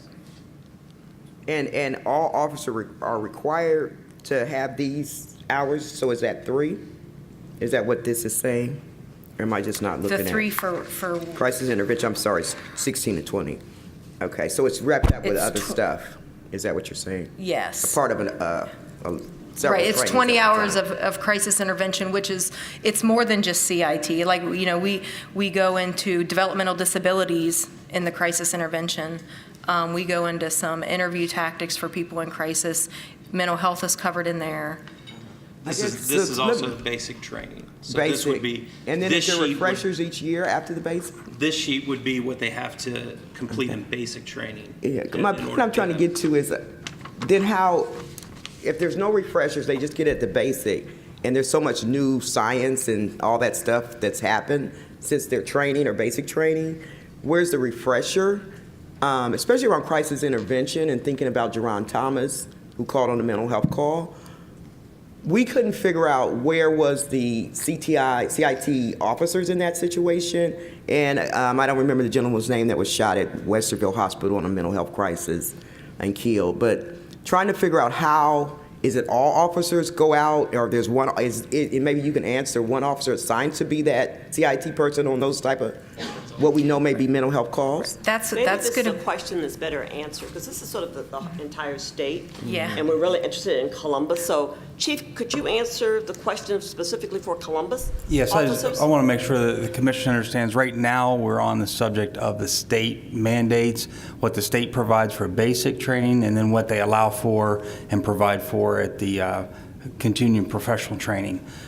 Don't forget, we still have Lieutenant Justice presenting the advanced training, and we have Lieutenant Jeffrey presenting our crisis intervention training and our Narcan training. So there is, we don't have the gentleman here for Chris Cheatham, as you've already met, for defensive tactics training, or Sergeant Fulmer for firearms training. Just keep in mind, there is a lot of other training that is not tied to state mandates that we do electively on our own. So you will be getting additional information on the training we provide globally. I have a question. Is cultural competency listed here under one of the topics? That would be in the 1-4. 1-4. That's the community diversity and procedural justice, the 16 hours, that would be covered in there. And can I ask who provides that training? So the commission certifies instructors. So an academy like Columbus couldn't just pull somebody from their training staff to do it unless they've met the qualifications to teach that the commission has set. So I know that community diversity is one with specific instructor qualifications. We do have more general topics that just require tenure, being in good standing as a peace officer and, you know, working for 5 or more years. But the majority, which includes the community diversity and procedural justice lesson plan, is one that has specific courses that have to be completed for someone to get certified to teach that. So it wouldn't typically be a community member then? Correct. Okay. Are there any other questions? There's But- one thing, I'm sorry, is there another question? One thing I did want to add, one of the changes that we recently made was to our mental health course, where we actually do have community members come in and sit as a panel, so the cadets get the chance to interact with them and hear about their experiences and perceptions and different things like that. And also, sir, to your question about the validation and looking at training the effectiveness, we do try to work with several different colleges and different things like that. We're actually involved with a grant right now out of Washington State University to identify the most effective means of implicit bias training, whether it's a lecture, whether it's a scenario, things like that. It's a 5-year study to look at that. So different officers will get different training that will be tracked through the body cam footage, citizen complaints, things like that, to the duration of that study. So any chance we get to try to partner with the university that has the staff and the time to be able to dedicate it to that, we absolutely try to do. So. Chief. And as a final clarification, although the state certifies an instructor to teach on a certain subject matter, we still bring in guest instructors and outside people to co-teach with, like Professor Lundman was from Ohio State University was an example. We bring people in to do that. And we're also talking about the 728 hours that's listed here. Columbus Police Academy provides well over 1,100 hours, so there is additional information that's provided in BASIC as well, outside instructors. Well, we want to thank you for coming and sharing from the state's perspective today, and we will look forward to the other presentations this afternoon that will be more informative around Columbus specifically. Now's an appropriate time for us to take a 10-minute break. Thank you. Thank you. It's time for us to start. You're going to have to introduce yourself. Yes, ma'am. Lieutenant Tim Sansbury. Welcome, Lieutenant. Thank you, ma'am. My bio is in your packet, so I'll save you the time of listening to me explain that stuff. I have been with the division for almost 29 years, and I've been here at the Training Academy since 2011. Currently, I am the Basic Training Section Lieutenant, and what that means is that I oversee all recruit training and all field training. So that covers the entire first year of our newly hired officers, all the way through the end of their probation. And I'll drill down a little bit more on that when I get to that part of the presentation. As you know, we're very proud that the division just celebrated 200 years of policing, and those have been excellent years, and we're very proud of that. For the next few minutes, I'm going to talk about that first year of training for our newly hired officers. That first year includes 29 weeks of academy training. That equates to 1,160 hours that they spend here in this building with us. Mary Davis from the Ohio Peace Officer Training Academy talked about that with you for some time. Essentially, we are giving them many more hours than what they receive as a mandate from the state of Ohio. Following 29 weeks of training here with us, the now probationary officers graduate from the academy and they go out to 16 weeks of field training. And at the end of my presentation, I'll go over the field training operations so that you have a better understanding of how that works. After 16 weeks of field training, we have just 7 weeks left in their probationary period to evaluate them. The probationary officers are out in a vehicle, working as police officers on their own for the very first time. And we have just 7 weeks to determine if that person is going to remain with the Division of Police or be removed from service. And that wraps up that entire first year with us. So we only have 29 weeks here and 16 weeks out in field training to prepare these young men and women to serve an agency and a city with a population of about 879,000 people. Now, this is a 2017 estimate by the U.S. Census Bureau, just recently published. In the metropolitan area, there are over 2 million people that reside in the area. We are the 14th largest city in the nation by population. This is very recent data. And we are authorized for 1,948 sworn personnel. Now, I talked to Chief Quinlan over the break. That number that we actually have in service or employed fluctuates due to retirements, but we're usually somewhere in the mid-1800s or upper 1800s of sworn personnel trying to reach that 1,948. We also have right now 49 recruits here in the academy as members of the 130th recruit class. We're the largest police agency in the state of Ohio and the 17th largest metropolitan agency in the United States. This is from the FBI's most recent publication in 2016. We policed 223.1 square miles with that 1,948 personnel. Just to give you some perspective, other agencies that are similar in size, we have the City of New York with 36,000 officers employed. And I won't go through all of these with you, but I did want to give you some comparison with other agencies as to our size based on the number of sworn personnel. We are right there between Memphis and Milwaukee at number 17. And you can see this is the top 20, ending with Austin there in the 20th position. Largest cities by population, I told you earlier, we're the 14th largest at 879,000. Just a little bit larger than Fort Worth and a little smaller than San Francisco. So here's a little bit more perspective. Those numbers might be meaningless until you kind of get an idea of the area that we police. And again, we're preparing young men and women to go out here and police and serve this community.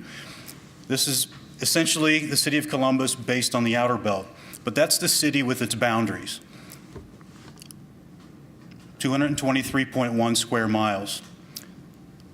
Our city is large enough that you can fit the city of Cleveland at 82 square miles, the city of Cincinnati, and the city of Pittsburgh, all within inside the city limits of the city of Columbus. Those three cities combined are just 219 square miles, and we sit at 223. So it's a very large area to police.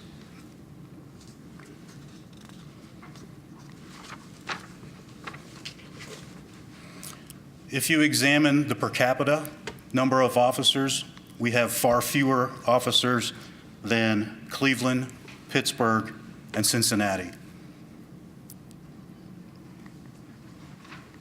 The academy itself, I know you have been here and toured the facility. It's an amazing facility. We have people come from all over the country to take a look at the building itself and our operations here. In fact, the commander is going to spend some time with a contingent of personnel from Pittsburgh Police and Fire tomorrow and spend the day with them as they're looking to build a new joint police and fire training academy.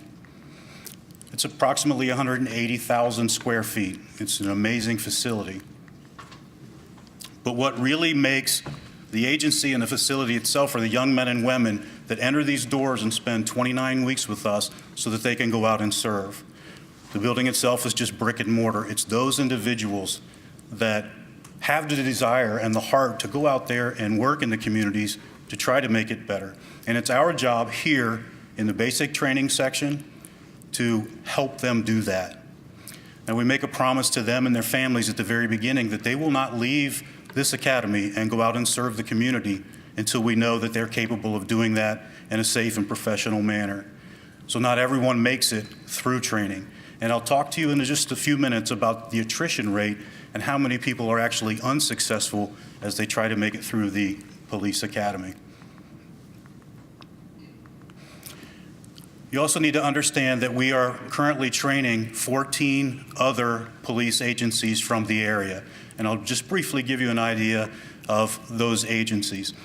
The current recruit class, I told you earlier, stands right now at 49 Columbus police recruits. We started at 50. We have lost just one.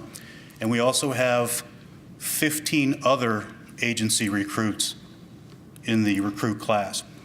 The first badge that you see here, that's a Columbus Division of Fire.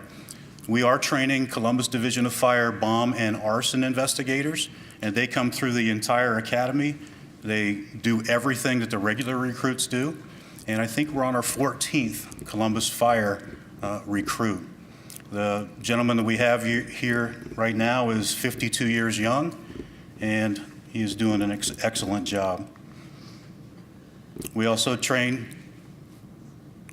the City of Delaware, City of Dublin, the City of Gahanna, Grove City, Hilliard, Marion, New Albany, Newark, The Ohio State University, the City of Portsmouth, City of Upper Arlington, the City of Westerville, and the City of Worthington.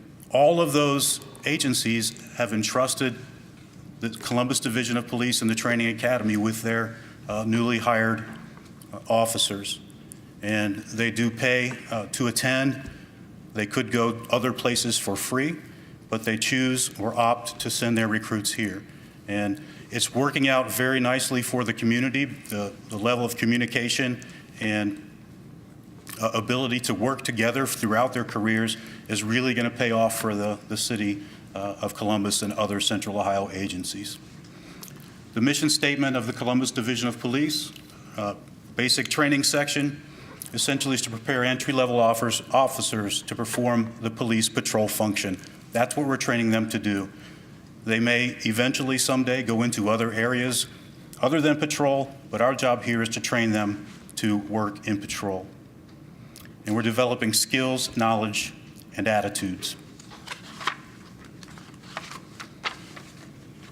You know, when I went through the academy 24 years ago, I believe now, there was more of a warrior mindset than a guardian mindset. And I know that's a big thing, a big talking point right now is, our police officers guardians or are they warriors? Well, it's a talking point now, it's not new. In fact, thousands of years ago, Plato, well before the policing profession was established, envisioned a perfect society. It was a republic that honored the core of democracy. The greatest amount of power was given to those called the guardians. And only those with the most impeccable character were chosen to bear that responsibility of protecting the democracy. The guardians would love the community more than anything else and never act in a way to harm it.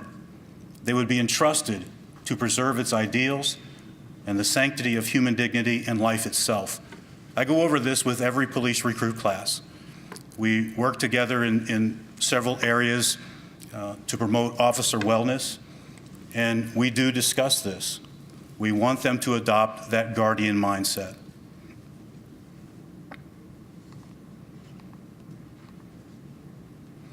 This is our motto. This sign hung at the academy 25 years ago when I was there, when Officer Shaw was there, when my peers to the left and my peers to the right went through the academy. It's the first thing that recruits see when they arrive and the last thing they see when they leave for the day. And the important part here is leave here to serve. We mean that, and that's why they see it every day. I remember it from my time, and hopefully they will remember that part of it as well. We also hold them accountable to the division's core values. Those are extremely important to us, and we instill these in them, and they are responsible for knowing these and reciting these and living up to these. Our core values are professionalism, respect, integrity, discipline, and enthusiasm. And again, our recruits, if you were to drag one in here right now, they would be able to tell you exactly what the definition of each of those core values is. Right, Officer Shaw?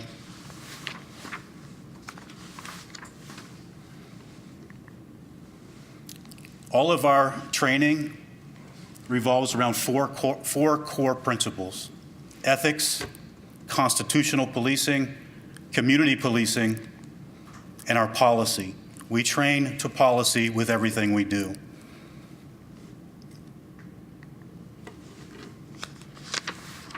We do have a paramilitary structure. I'm not sure that's the right term for it.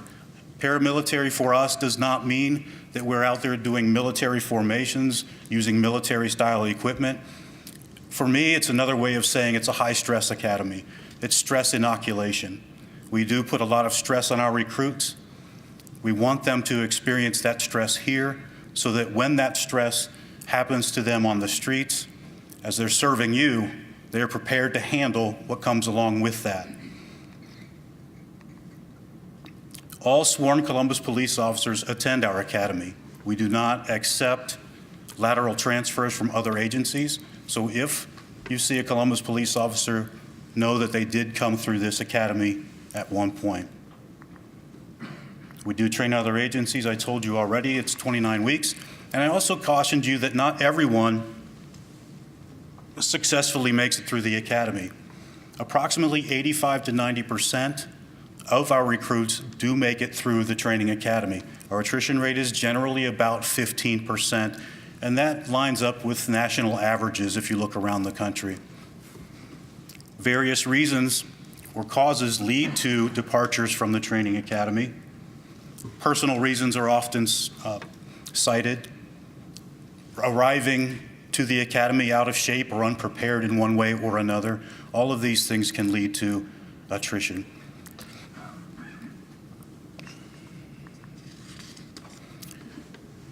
I've worked throughout the division. You can see my bio. I'm not going to go into that. But I can tell you this. The staff of academy training officers that I work with on a daily basis are by far the most professional group of people I've ever worked with, bar none. They care deeply about police recruits.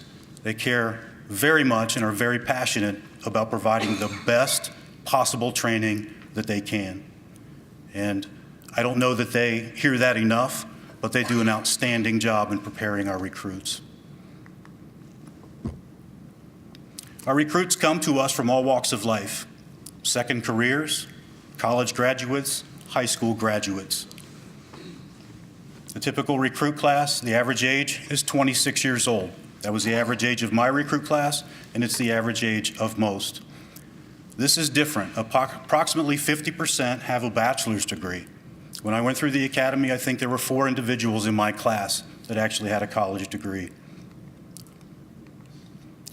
More and more, we see combat veterans in our class. We give them training in PTSD, CIT. They get extensive training in all of those areas, and occasionally it does affect them. 25% of our typical recruit class are combat veterans, and about another 1/4 are on their second career. About 30% have prior law enforcement experience. They come from smaller agencies. We have in the current recruit class 1 individual from Chattanooga Police Department in Tennessee, and another from a large agency, and I can't remember where that's from right now, but that is fairly common. The previous class, we had a West Virginia State Trooper in the class. So we are drawing recruits and police officers from around the country.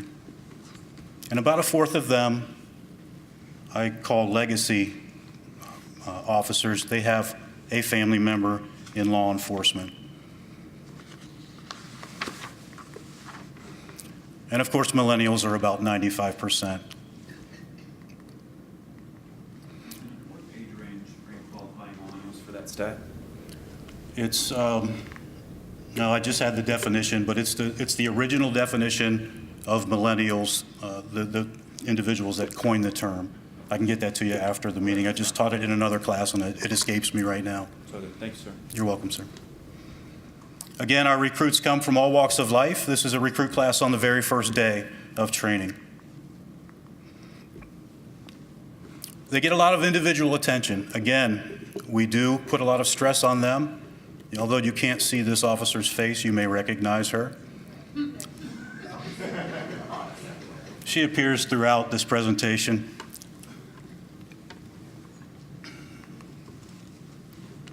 It's very hard work. To make it through the Columbus Division of Police Academy is something, and our recruits recognize that. Their families recognize it. And now, as I mentioned earlier, other agencies in the Central Ohio area are recognizing that. But our academy staff will never ask a recruit to do anything that they will not do right at their side. If it's run 5 miles, our staff is there. If they're in the mat room wrestling, our staff is there. If they're getting tased, our staff is not going to be there. We've already done that. And mace, too. We're not going to get maced again. But we do everything right beside them. I told you earlier that the attrition rate for our academy is approximately 15%.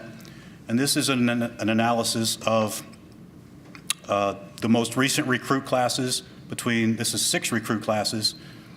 We had a total number appointed of 335, and we lost 49.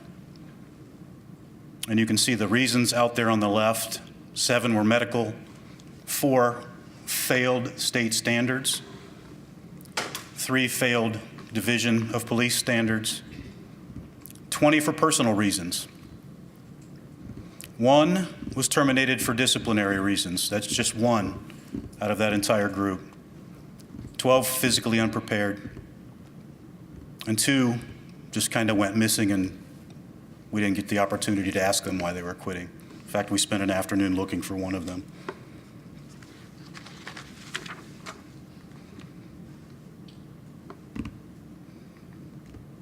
What we know about stress. Stress can cause increased heart rate, increased respiration, increased blood pressure, tensing of muscles, visual problems, or tunnel vision,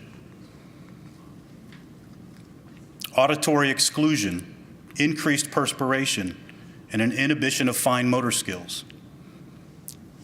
We want to put these young men and women under stress while they're here, where they're not going to be harmed, they're in a safe environment, and we want them to get used to that level of stress. They are going to have to do certain things out there in the field under great amounts of stress, tremendous amounts of stress. And their performance is critical. So we try to simulate that here in the Academy.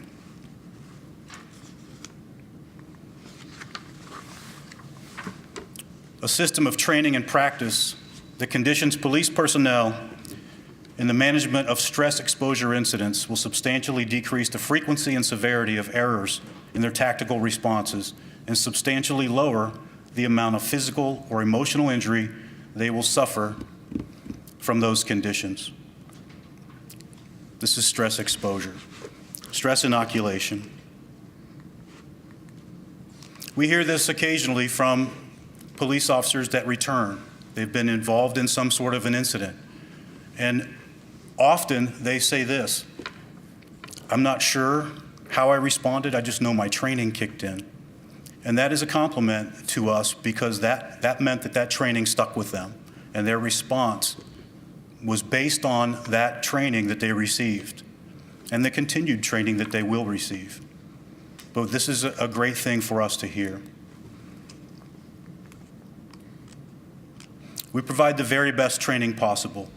Ms. Davis told you that the current level of mandated training is 728 hours. We have the recruits here in the Academy for 29 weeks. That's 1,160 hours. We're providing 432 additional hours to every police recruit. 432. Where do those hours go?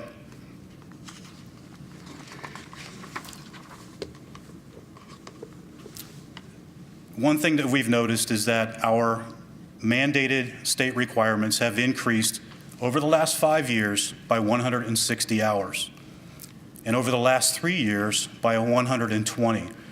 Commander Meter earlier cited a series of incidents over the last several years, and I've plotted those along the bottom of this graph. And you can see on this graph the increase in hours associated with certain events. If you look at the very first number, and this is in your packet, the James Boyd incident is this one. We were down there at about 568 hours. And you can see that throughout the last 5 years, we've increased 160 hours. You can look at those dates and figure out where certain events occurred. 7/7/14, Eric Garner, New York City. 8/9/14, Michael Brown, Ferguson. 11/22/14, Tamir Rice, Cleveland. 4/12/15, Freddie Gray, Baltimore.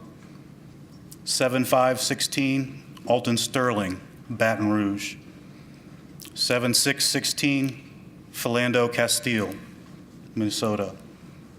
And then on 10/1/17, the Las Vegas massacre. And on 2/10/18, 2 Westerville police officers were killed in the line of duty.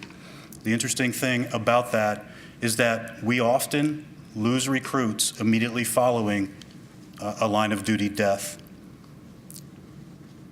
After the Dallas incident, we lost 2 recruits the following week. When the Westerville officers were killed in the line of duty, we had 2 Westerville recruits in the police class. And I'm happy to say that both of them stuck it out, and they're out there serving their community now. Our academy includes academics. We're very proud of leading the state in 2017 with the highest average on the state certification exam. Physical fitness, it's critical to the survival of our officers, not just on the job, but in their personal life. We spend a lot of time with them in the physical fitness area, hoping to set them up for a career or a life of physical fitness. Most of them will leave our academy in the best shape of their lives. And we hope that they continue with that level of exercise and fitness. It's all about officer wellness. Defensive tactics. We spend a lot of time with them in the defensive tactics area.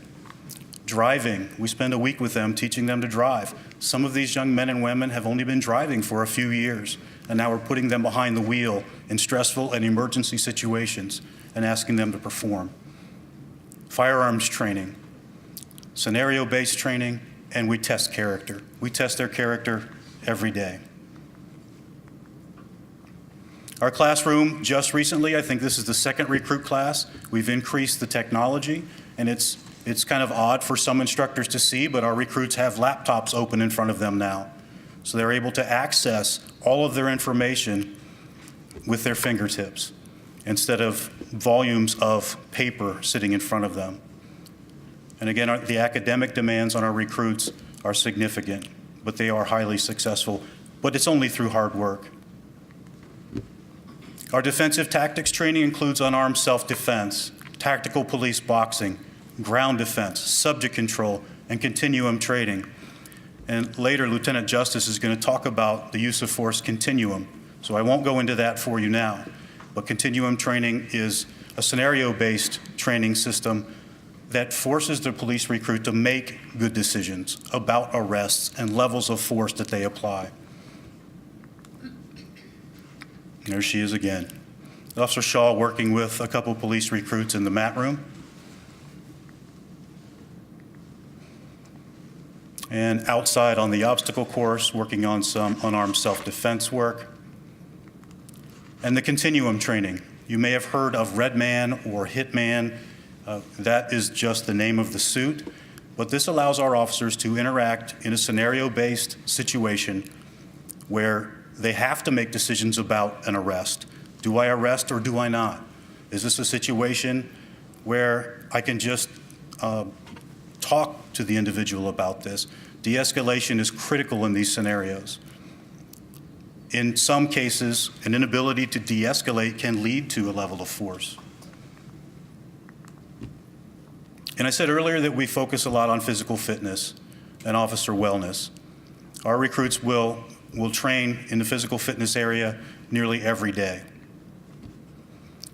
And occasionally we even give them a day at the pool. No.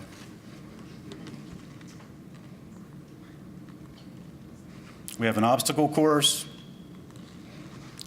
typical obstruction that you would see out in the city.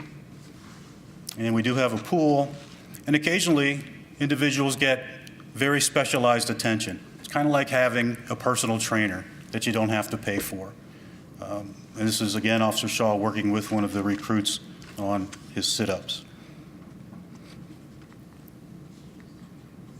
And we put our recruits out into the community for community runs. They also complete numerous hours of community service. They go to Ronald McDonald House and volunteer their time, various charities. And so they do go out into the community on their time and volunteer.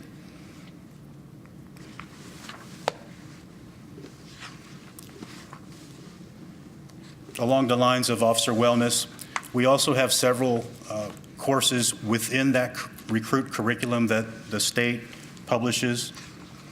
And some of those things include a critical incident stress awareness. That's a relatively new class that we teach.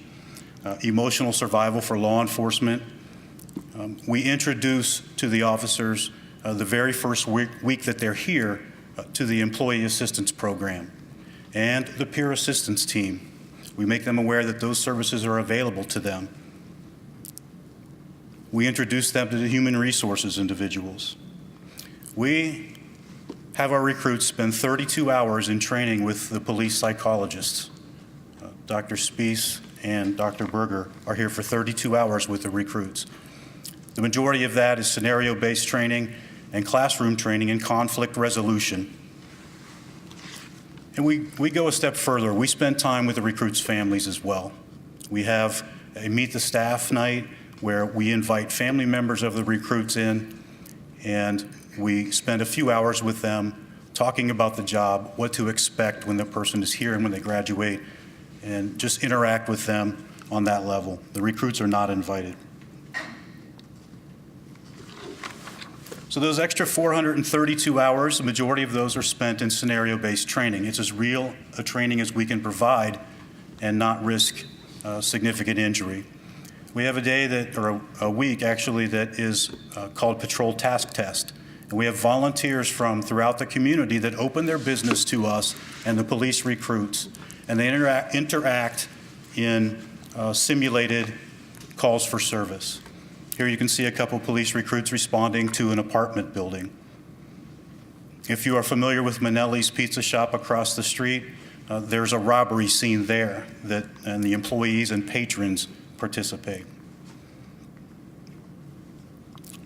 You're here on a good week. Right now, the recruits are working through patrol practicals where they do nothing but scenario-based training all week long.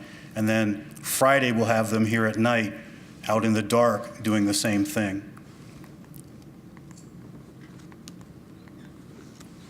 We have a scenario where they interact with homeless persons at a homeless camp. That's out in the wooded area across the lot. So those 432 additional hours are well spent.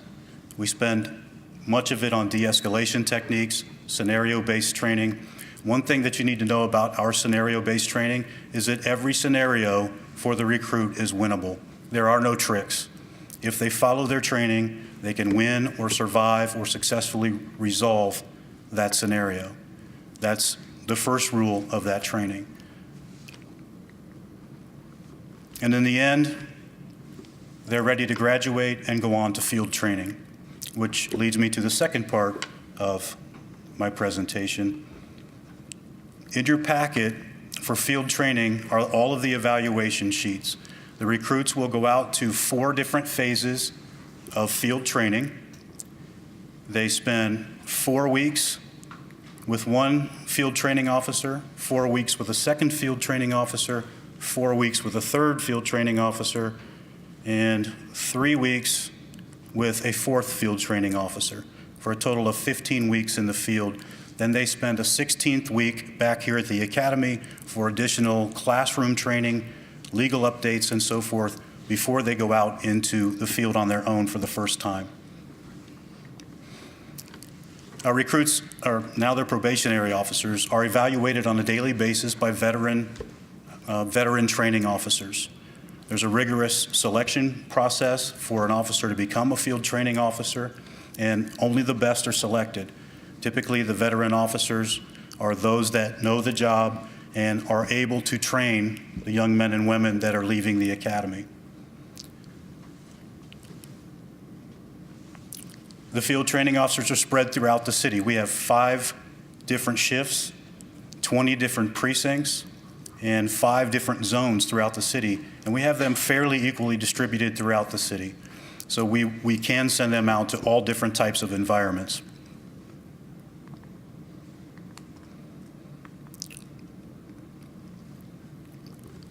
A majority of our field training officers leave the field training program not because they're tired of it or they don't have the patience, but because they get promoted.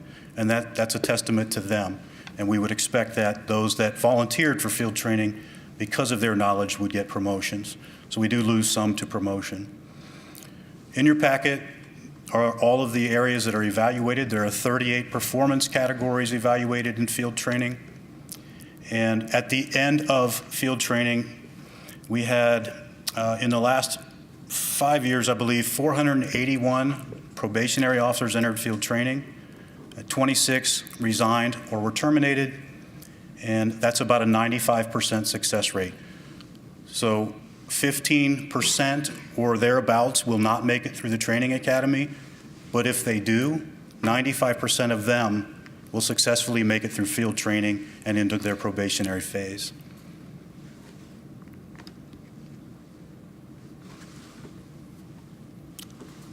That concludes my presentation regarding the basic training section, recruit training, and field training. And if you have any questions for me, I'd be happy to try to answer those. I'll start first with Matt and Olitha, and then Brooke, and then Tammy. Oh, I'm sorry. I did not look towards my left. And then Andrea. Okay. I guess my primary question, one, thank you very much. I love statistics and everything. The one piece that's really missing is where is Columbus' basic recruit version of this document? You talk about what... I can't see the document from here. I'm sorry, it's the Ohio Peace Officer Training Commission. Yes, sir. So the last few are included as the years have increased, but we talk about trauma-informed training, we talk about how things correlate. I've still not seen what your academy does. I've seen the outcomes, I've seen the numbers, the statistics. How many hours do they spend in trauma training? How many do they spend in CPR?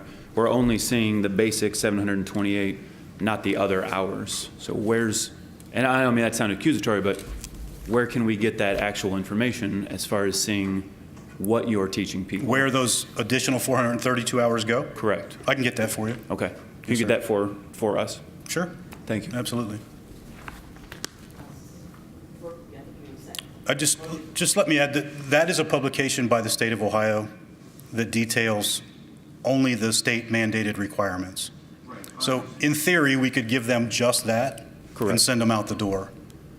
But I will get you the information about the additional Okay. hours. Thank you. We're saying you want to see what Columbus does Yeah, for absolutely. all of its training, right? So in all honesty, like I said, I'm not upset with what you presented. It was good information. I thought that this was going to be a presentation on what the basic training recruits receive here, and we didn't see that. So, Well, you received, 2/3 of it. I'll get the other third to okay, you. thank you.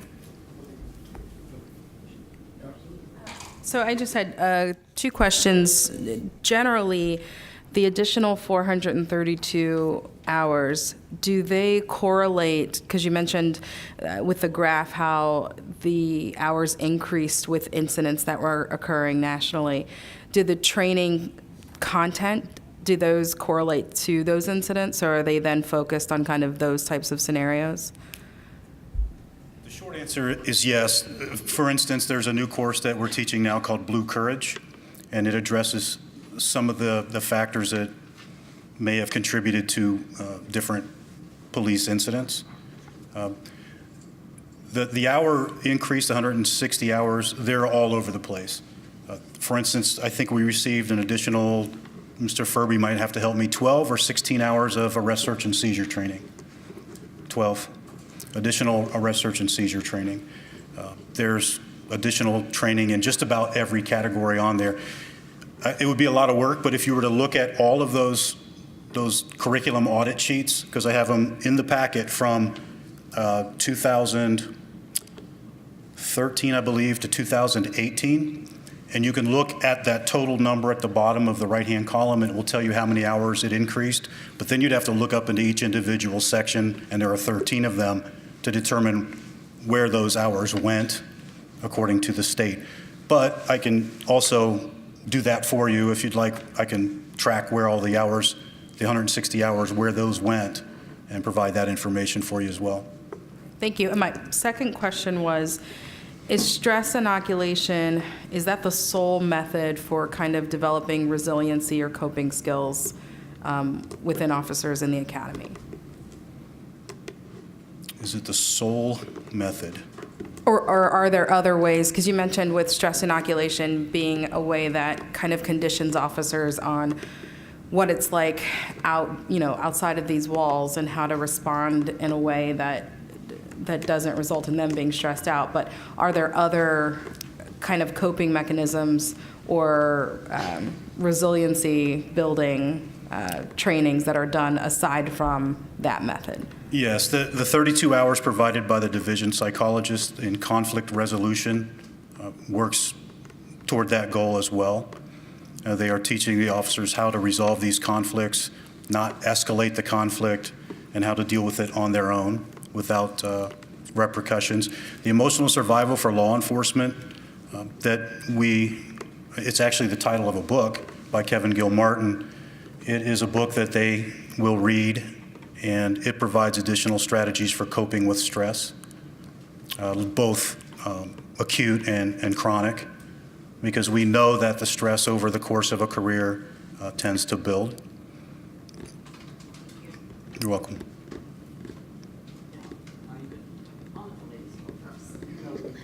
Pardon, Tammy. Yes.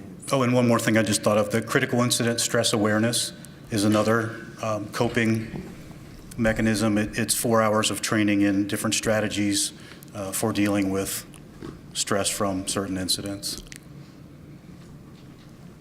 A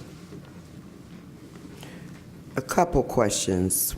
First of all, in both presentations from Commander Meter and from yourself, Lieutenant, this handout has been referenced in these dates, and I'm trying to understand the significance and the reference of these dates and these high-profile police shootings and police shootings of citizens and officer deaths. So that's my first question. What are you trying to get to in these high-profile, many of which have been officer-involved shooting of citizens, but also officer deaths? And then my second question is, around the beginning of your presentation, you referenced Plato, some Plato's philosophy, and I may have missed it, so I just want to get clarification. Is that the philosophy? It sounded like you were referencing it as the history of police, but I know that Plato is not in the U.S., so I'm trying to understand that. And I didn't hear anything around the history of police in the U.S., so we know for a fact, and it's Google, you can, like you said, Google this. In 1704, police were formed as slave patrols. Policing as we know it became kind of organized in 1838 based on what I just Googled myself from Time magazine. But there's a lot on the internet about that, but you didn't speak to that. And I'm real confused about this Plato reference of philosophy. And then my final question, so that's two things I would like a little more conversation around. And then my third is your presentation, is it available to the commission? I'm sorry. I'll start with the third question first. Is there something specific, you want something more detailed about this? I don't understand why in two presentations I've Okay, no, heard, and we've talked. Part of your question. I thought there was something else around another part of the There presentation. were several slides here that aren't here, so I've looked for the slides that were used. Several slides that were presented on the screen here are not in this packet. That's not a complete packet of the Okay, entire so it's presentation, ma'am, but I'd be happy to get that for you. Yeah, if we could have the entire presentation. And so just to be clear, the Plato reference, I'm not sure where we're going with. I don't understand these dates and the listing of these high-profile police shooting of citizens and our officers' deaths. And so how that is that used in the training for some reason? If you could expound, and then you answered about the presentation. Okay, first I'll address the Plato reference. I simply pointed out that although guardian versus warrior in law enforcement seems to be a popular talking point now, it's nothing new. Plato referenced guardians of society thousands of years before policing became a profession. That's simply it. So are you saying the philosophy of our Columbus Police Department is that they are guardians of our community, or not? Because I thought they were there to protect. So I'm protect, guardian, protector. Guardian. You can take it however you want, ma'am. It's a simple reference to the guardian versus warrior mentality. And I'm not going to speak to the philosophy of, an entire agency. That's clearly defined in our mission statement and our other publications. And in trainings, is the history of police based on facts and dates referenced as these officers are trained? I don't understand your question. So there's a lot of research around the history of police in the United States of America, and there's a lot of factual evidence. And so are those things referenced as we bring officers onto the force, or are we just going with this philosophy of an idea? I'll take that. Thank you. So part of the history, and if this is not what you're getting to, please stop me. There's been racism throughout the history of the police in the U.S., issues in the 1950s, all the way back 1700s, 1800s. Are the recruits told, hey, this is a realistic history in law enforcement? It's not where we want to be today. It's not what hopefully, obviously not what we're teaching. But do you tell them you're going to encounter people who encountered racism from the police department as was taught to the police 100 years ago? Is that what you're getting at? That's my point. Thank you so much, Matthew. Yeah, I believe that is part of the cultural diversity training and police legitimacy training that Officer McIntosh provides. I'm sorry, you said you believe, or we know that's part of the training? I believe. You believe. Is there a way to find out, Commander? So when we talk about the history of law enforcement, understand that we have them for 29 weeks. Okay, so we can't go into too deep of a history of where we were in the 1700s or 1800s. Understand that we have a very short time that we have them here. There are some references to that, say through what Mr. Furby talks about the history of how case law developed and how certain case law is enacted today is because of bad acts in previous time. But we do talk about things in implicit bias, like he said, in cultural diversity. But specific to what you're specifically talking about where law enforcement was in the 1700s or 1800s, I'm confident we don't spend a lot of time on that. And to your point, your question about the timeline and the overlay that Lieutenant Sansbury did, my purpose of doing that was that this is what we have to train law enforcement be prepared for all of the things that have happened nationally, about the mass shootings, about the ambushes, about the officer-involved shootings in other states. Do we train? When a bad incident happens in another state, do we train on that? You know what we find? We've already been training on it. So when we talk about Philando Castile having a weapon by not reaching for it, being shot, that was live streamed on Facebook, we didn't create training for that. We already train on multiple different aspects of that. My purpose of showing you what's happened in finite focus since 2014 was we are in a very violent society, and we are injecting these brand new officers, and this is what we're trying to prepare them for in our current officers. And what we have, it's a responsibility. It's an awesome responsibility, and we have to train them from the barking dog complaint to the mass shooter. And that was the point. Lieutenant Sansbury overlaid the increases in the hours in how the national the incidents nationally are pushing the hours up on the state level. I would just follow up, Commander. In many of these cases that you referenced, they were unarmed citizens. So I don't understand the comparison of violence. These were mostly not. Take. I can't even think of his name right now, Eric Garner. He was selling cigarettes with no weapon. So the point I'm trying to make there is that there was officers that were ambushed immediately following that. I understand what you're saying. I'm talking about Tamir legitimacy. Rice. I'm sorry, Officer Commander. I'm talking about you referenced Tamir Rice, Philando Castile. All those cases were unarmed people that were shot and killed by officers.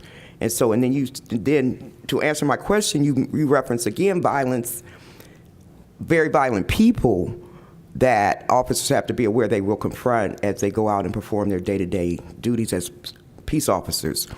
But in all these cases, those individuals, none of them had a weapon or were perceived to be violent by what normal standards would perceive, and I would think a weapon would be that determining factor. Nobody had a weapon in any of those cases that are referenced here. The point to that was to build on what Dr. Jones had talked about in the last meeting about police legitimacy, and all of this led from police legitimacy, and the violence against officers is when these incidents were happening. That's the foundation of my bringing all of these incidents up. Okay. Up on a couple of the slides that you had, but you said you were going to circulate the PowerPoint to the commissioners, but particularly two slides that I was interested for a subcommittee that we're working on, and that's the reason for the departure of the recruit slide, and if we needed to dig deeper into that information, is there a point person that we could have for that? And then the other slide was the performance evaluated in field training and those folks that did well and those folks that not did as well. And again, getting the details of that information and the statistics that you put on those sliders, just a couple of things that I would like to request. Okay, ma'am. I'll take care of that for you. Appreciate that. Yes, thank you for your presentation. I wanted to ask about something that goes back to Plato as well, or your reference to Plato, and it is the warrior versus the guardian mindset. You said that when you initially came on that the warrior mindset was pervasive, and you said that, or you implied that there's been a shift, and I'm wondering when that shift took place and what the catalyst for that shift was. And then I'll go to my next question, in your opinion. In my opinion, the catalyst is the environment in policing today. And I also have to give Chief Jacobs credit for that. It's a thought that she shares, that we are not a warrior society or a warrior agency, that we are also guardians, and that is part of her ideology. So you say that the shift took place when she took leadership then? No, I'm not saying that. I can't say that specifically, but that is her ideology, and it's something that I agree with. So when would you say that shift took place from the warrior mindset to the guardian mindset? Yeah, sure. Yeah. I think that the greatest, I think in my career, and it overlaps Lieutenant Sansbury, I think that greatest shift probably occurred in the late 90s, early 2000s when we got CALEA and we had a lot more standards to meet, and training changed, internal affairs changed. Probably more in the early 2000s, certainly 99 and later. That's my opinion. I don't know if, and I think, when you change culture, it doesn't change overnight. It takes time to change. So, but I think that time frame. Thank you. So just one more quick question. When you were showing the adjacent departments that are trained here at the Academy, I noticed that like Whitehall, Reynoldsburg, Pickerington, some of the areas that we see increased activity. I live in that Tussing corridor, and so I wonder, how do they determine, or do we determine, who needs to be in being trained collaboratively alongside CPD, because there's clearly some shared interest there in some of these communities that are starting to see disproportionate levels of activity, when you call it crime, violence, whatever you want to call it. So I was just wondering how those relationships are formed and how those determinations are made about who should be being trained alongside. Sir, to answer your question best I can, not being at one of those other agencies, it's really up to the administration of that specific agency as to how their new hires, if you will, are going to train. Some of them will come to the agency already certified through the Ohio Peace Officer Training Academy. Now, what does that mean? That means they've completed that minimum amount of training that Ms. Davis referred to, and they may have been at a career center, a vocational school, or a community college. Many of them go to the agency with that certification in hand, and that is sort of the easiest way to get hired by a police agency. As for specific agencies, we did have a recruit in the current class from the city of Reynoldsburg, but she departed early the first week of training, and I'm not sure if we're going to get another one from Reynoldsburg or not. We have had communication with Whitehall. They have asked about our training, but we have not seen any of their recruits.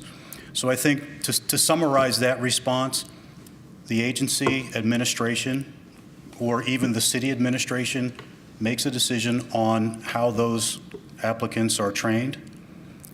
I know that some agencies prefer to find those that already have that certification and just get them out into their agency without having the expense or the delay of sending them to training. If they need a person right away for their staffing purposes, the shortcut, if you will, is to get someone certified already certified and put them into service.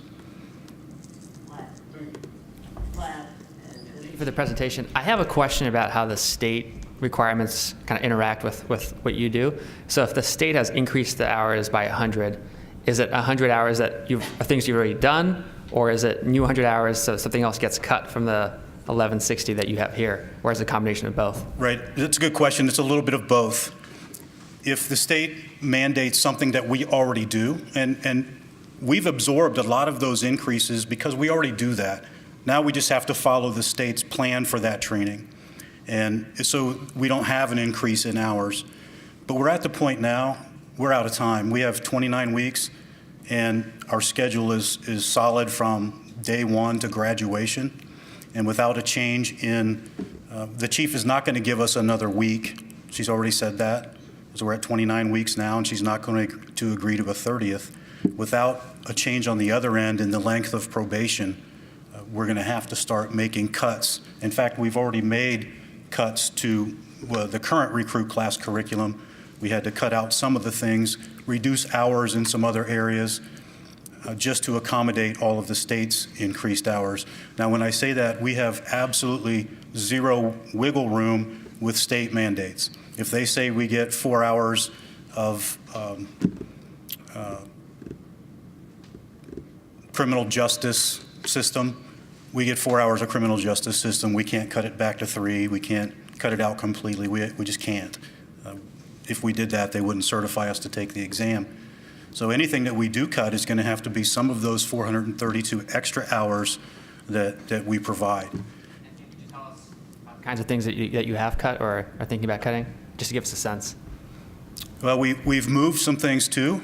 Did we move PIT training to? PIT training stayed. Core values. Right, core values, the history of the Division of Police, some of those kind of things that aren't immediately critical to their success when they leave here. And we have that week 16, which is the final week of field training where they come back. The recruits come back for a week. We've put some of the material into that week because it's important. Mr. Furby will come in and give them an update, and he would have to answer if he would prefer to have more arrest, search, and seizure training in the curriculum. I've requested the commission to increase the amount of arrest, search, and seizure training, and they did increase it some, but not to the extent that we would like. But, you know, it's a whole commission of decision makers that would need to approve it.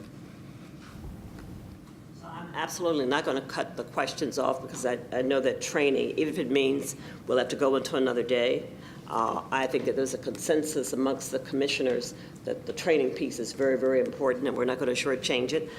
And then I'm going to use the position of the chair to ask a question because that intrigued me.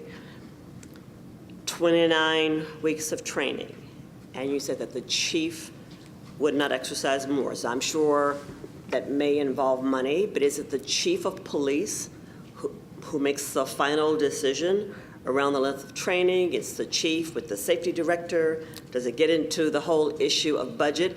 And Chief, I can see you want to answer that. Feel free, Chief. Thank you, Chair. It is the chief's discretion on that. It's not solely an issue of budget. The issue comes down to before a person probationary period ends, we have to make a final determination on permanent placement, because once they exceed the 365 days, then they are permanent and under the FOP contract, which becomes, as you've seen, very difficult sometimes to terminate. And there's such a small window, which is one of the points I wanted to bring up. When we talk about training, we're talking about the 728 and then the 1,160 hours. Keep in mind, field training is still training. They are out in a car working as a sworn officer, but they have an additional 600 hours in a car with an experienced FTO at their side at all times. So now we're up to 1,760 hours. Another week, week 16 they come out, there's 1,800 hours. So you only have 200 hours, and we have to make a termination decision 10 days prior to their expiration by civil service rule. So we're losing 80 hours there, where we have to have already forwarded to the director a termination decision. So there's a really small window. And if the chief adds another 40 hours in there, there's no time for a sergeant to allow a person to work on their own and see how they perform out on the street as a one-officer unit. And that's what the goal is. So I want to follow up on that. Even if it was a majority view of folks here at the academy that you really need more time for training, there are several impediments around that. Chief has to make a decision about it. There's a civil service rule in there. And then if the officers get to 365 days and they're still in training, then they become permanent? Were those the three big factors? They become permanent at that time if we don't make a decision 10 days prior to terminate. Okay. The final thing I wanted to add in there previously was when we talk about history of policing and a lot of questions on that, how do we train on that? It is a lot of information overload to train recruits. However, the chief today is at the U.S. Holocaust Museum in Washington, D.C. with 56 officers. She does that twice a year, takes over 50 officers down there, and they have a specific program for law enforcement officers to train on what occurred during Nazi Germany, how the police were complicit in what occurred, and how we can learn lessons from that and evolve better and train better. So she's taken the obligation to do that training ongoing. On day 2, which will be tomorrow, those same officers will go to the National Museum of African American History and Culture, and they will go through that museum, and they will see a lot of the incidents that occurred throughout history with the African American community, and where the police could have made a difference or failed to. And so that is training that's given twice a year to basically a little over 100 officers, and we've done that for about 5 years.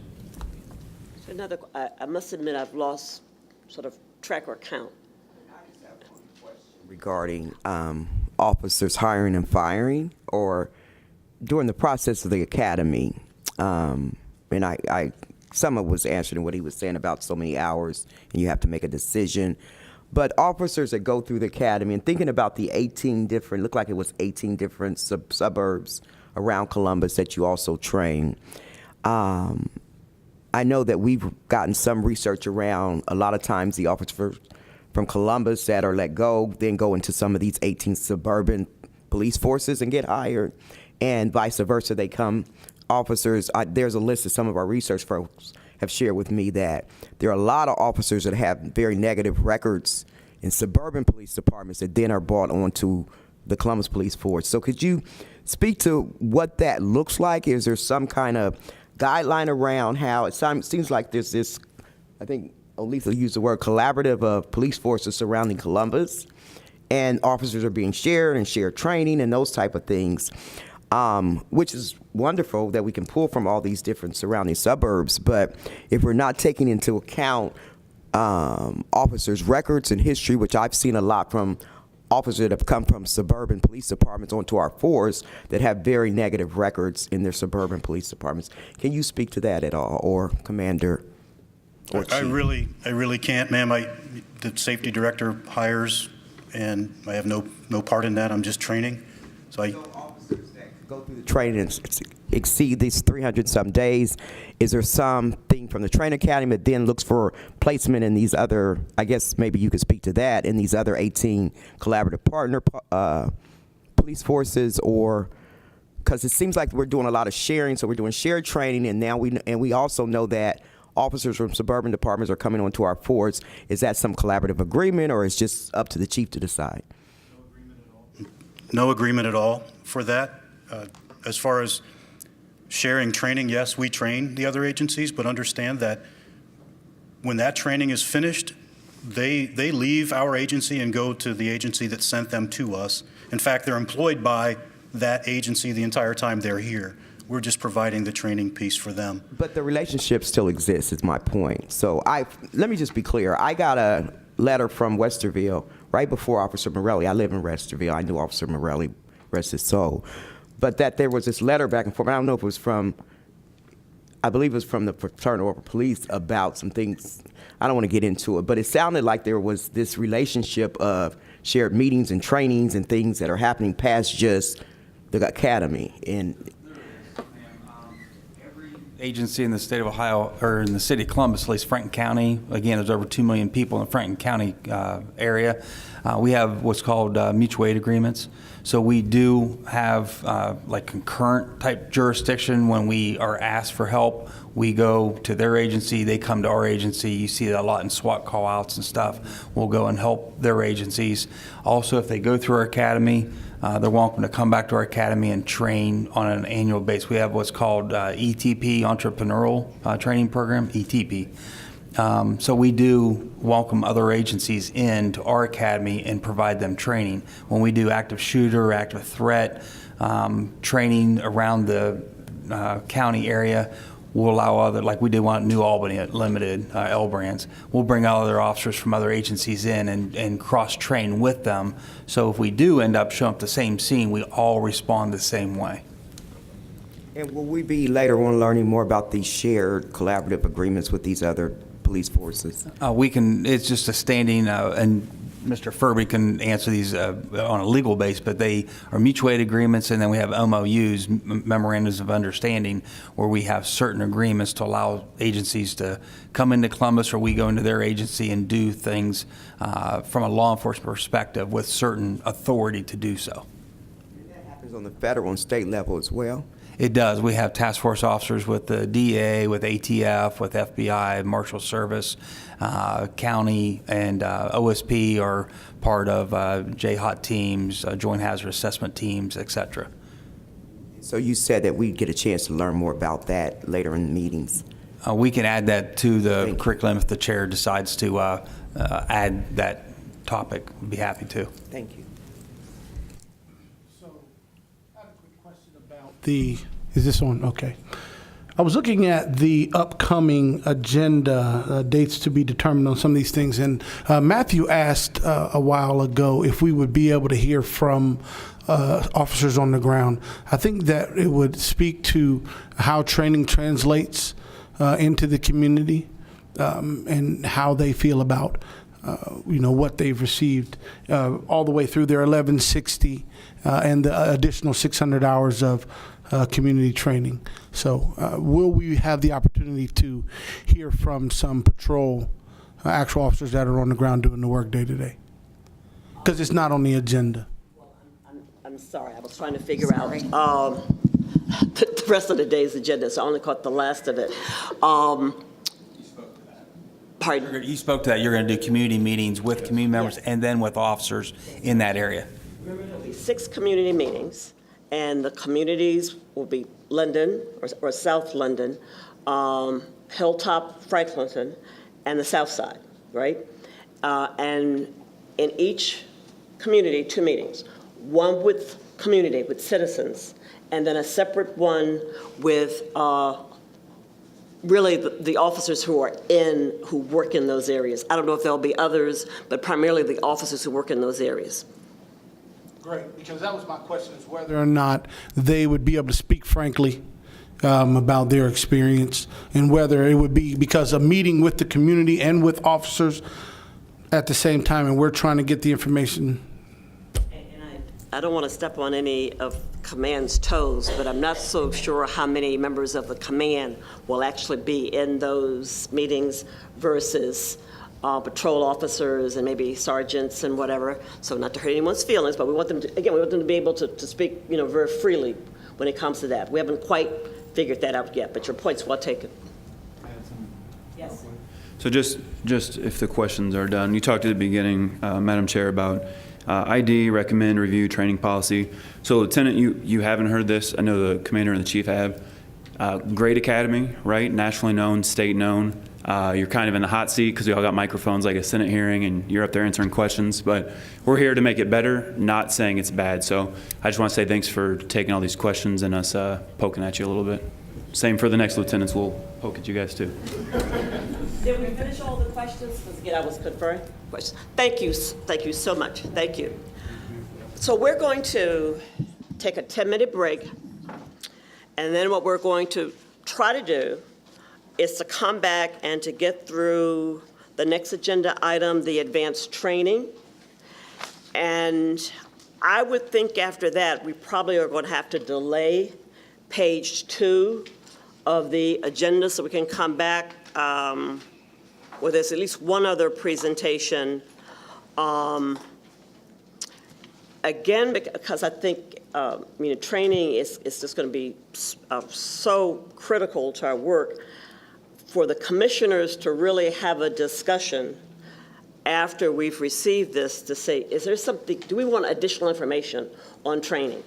As a matter of fact, you can already start thinking, about that, because we'll have to get that scheduled also. But for right now, let's just take a 10-minute break and come back in at about 3 o'clock, 3:02, okay? So before we get started with the lieutenant, again, I'm just trying to look out here. So your agenda said we were going to adjourn at 3:30, but originally we had said we were going to go to 4. So we probably aren't going to hit the 3:30 mark. And then if you look at the, on the second page with Lieutenant Jeffrey, a couple of things that he was going to be speaking to us on. I'm thinking, because I've just heard the commissioners talk so much about it, maybe if we could get some more detailed information on the training or the topic around trauma, both in terms of from the, we want to hear from the instructors from the academy, but also if there are some community folks or physicians, again, who train the officers, not in the abstract, but who's involved. Is that a topic where you would like to be able to hear more and have more discussion on? Yeah. Yes? Okay. Trauma, but secondhand trauma. I think the city is becoming more trauma informed as a whole, but we're not speaking to secondhand trauma and the different types of trauma for officers and for us as citizens and community members. There's a whole history around trauma and its effects, a wealth of knowledge that I think that needs to be introduced. Well, yes. I think the difference that I want to establish up front, so I'm interested in that stuff. What I don't want is to learn what trauma or secondhand trauma is. I want to learn how the officers are being taught what trauma or secondhand trauma is. Because kind of to the point you made earlier, Tammy, I don't want to be lectured to, I want to discuss how it's being engaged. So either lecture and conversation or discussion based. All those persons you mentioned is fine, just, yeah, that's all. Okay, well, yes. I would also like to hear more about how that interacts with the behavioral health population in the community as well. Okay, did I hear another? Right, and also what the perception of the community is based on how they perceive themselves being traumatized. Not just the officer's perception of what trauma is or their understanding, but what does it mean if we're looking at reconciliation between the community, legitimacy in law enforcement? We have to hear the perspective of the individuals that are affected. I understand and agree, but does that happen in this next session, or is that something we can weave into the community meetings or the work when we're asking the consultants to go out, et cetera? I mean, I understand it's a topic where we should, but are we going to be able to achieve that in a meeting like this in terms of hearing from the community? I mean, we've got community meetings set up, but it's not our next meeting. Absolutely, and so I'm not suggesting that from the perspective of information for the commission but more that it informs how trauma is taught and how trauma is understood through the law enforcement lens, that they understand the impact that it has on the community, not just that we understand it, because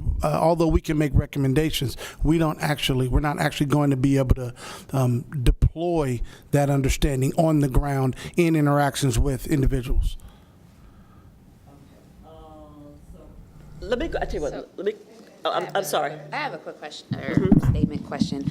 I think the other thing is what we have been, it seems to me, focusing on is quantity. We've been hearing 728, 1160, plus an additional amount that gets us to about 1,800. So we're hearing quantity, quantity, quantity. What I'm more interested in is the quality of the training, the quality of the trauma-informed training that's provided. And I think that would give us a little bit more insight into how the officers are trained and then how that translates to when they're actually on patrol and interacting with the community. And I think we're kind of missing that piece right now. So how do you suggest we would get that? I mean, is there, and again, is it around, is it some type of, I don't want to call it CALIA, but is there some type of an assessment of the training programs that's done by an exterior entity that would be able to show quality? Well, I think that could be part of it, but I was more so interested in just what does it look like, you know, in terms of how the training is provided to the officers. Like, what does that look like? And then, is it good? That's when it would go into the assessment piece of that. Or is it assessed? How is it assessed? If it is assessed, what type of assessment? Are we following best practices? That sort of thing. Because that speaks to the kind of training that we're actually getting versus just, I mean, you can have, I don't know, 20,000 hours of training, but if it's not good, that's just a waste of everybody's time. So why don't, again, at our next meeting, and I said I think we need to have a deeper conversation on the issue of training amongst the commissioners about what it is we want to see. Now I get it. I mean, you actually want to, I don't say be a part of, but see it to experience what the training is. So if you could please, and it'll be our very next meeting, really look at this issue of training. And one of the things that we promise, Elon and I do, before that, at the working session, where we broke into working groups, there were a lot of ideas on the training piece and on the hiring that we've not gotten back out to all of the commissioners. We could somewhat use that as the place where we jump off. Let's take a look at what you're already talking about wanting and doing, and then have all of the commissioners kind of weigh in, you know, on that. And at the same time, when we're saying it, because I really think this is my role, is for each of us to look to say, okay, how much more time can I devote to all of this? So we're just going to take a pause at that next meeting, and we'll finish up some training and really kind of talk amongst ourselves about all of this, even before we get into, like on today, we're going to be talking about topics. I'm not going there with topics today. I want us to really, at this next meeting, do our own deep dive on what it is we want and we think we need before we get to the point of being able to make recommendations. Is that a plan that's acceptable to everyone? It's fine to me. Add something here as we're thinking about the way forward. If our overarching goal, just adding on to what Aletha was just sharing, is to better relationships. Sounds like that's what we all want between community and police, between each other, between the commissioners. I have a lot of concern around the community meetings. If we can't I think we have to model what we're trying to achieve here. And so bettering the relationships, I think before we jump to going to take this show on the road, that we have to show a united front. We have to better relationships. We have to get to the place where these questions, what I don't want to happen, because I take this appointment by Mayor Ginther seriously, is that we get into the community and we're still not on the same page, and that's not going to be a good look. So I would like to offer up, and I don't know where you want to put this, Chairman. At the meetings, and I think I'm right on this, Elon, those meetings we will have an outside facilitator. We are requesting of Matrix, the consultant, to hire a local facilitator. And I don't think I'm at a point where I can share the name of who we're thinking about, but it would be someone from, and I don't know, because he would tell us, that we would be maybe more in the listening mode as we go into the meetings. I would not be chairing, other than maybe just the introduction at the beginning. And I will tell you that we will try to ensure that the facilitator that is chosen is someone that is quite skilled, in this area. I don't know, and I'll just say this, I don't think that when we get to the end and we're getting to recommendations, that we are all going to be on the same page because we think differently about some things. And it is okay for us to agreeably disagree. I don't think anyone said that. There are 17 people and they're thinking the same thing. But I do think that for those meetings, we will have someone running them where it will be hopefully a very positive experience. From experience and some officers here in the room, I've sat with Chief Jacobs in several community outreach meetings. I've been a part of roundtable conversations. And for those of you who have not, they're not pretty meetings. They're not in order and people waiting for their hands to be raised. So I think that we have to be prepared to know that there are a lot of people that will potentially show up to these meetings that are not going to go through this real nice, everything's okay kind of. I see your face. We were in one together recently at a church. And I think we're going to have, this issue is too serious. We have to be prepared, one, to go to the community collectively, to say these things as commissioners and as people seeking to address this issue. And if we're going to just say, well, we got a person, I have been in meetings where pastors have been up and had to stop, and judges, and pray for people. So I just want to. I understand, but what I'm asking right now is for your patience so we can let him present this last piece today, so we can set a time where at our next meeting, whether it's an hour and a half for us to talk about all of these things, we can. Because it is a part of my role to try to keep us on task moving along. I don't mean to be heavy-handed in it, but again, on the other hand, I'm very respectful of people's time. And if I say a meeting is going to be over at 3:30 or 4, and again, whether there are child care issues or anything else, we have to. And so it's probably one of the reasons I was chosen, in terms of chairing this, because it's a lot of the experience that I've had. Not discounting, not dismissing, but sometimes I will ask to please delay the conversation so that we can proceed with what's on the agenda. And with that request, do we still have time for this presentation? I want to be very respectful of the presenter and the commissioners. What time do we have till?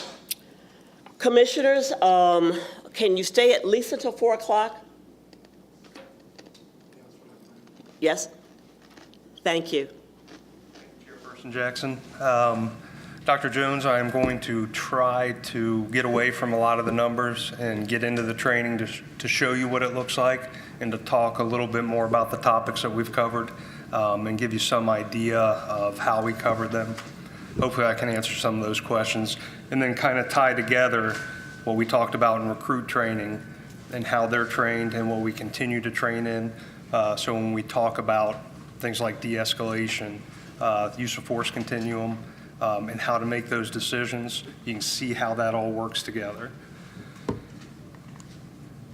I am Lieutenant David Justice. I am over the Advanced Training Unit, the Ordnance Unit, and our Defensive Tactics Unit. And I'll give you an overview of the training that we've conducted from 2015 to 2018. And as I said, I'm going to break it down and cover some of the topics, some of the major topics, to give you an idea of how we approached it and what officers took away from that training.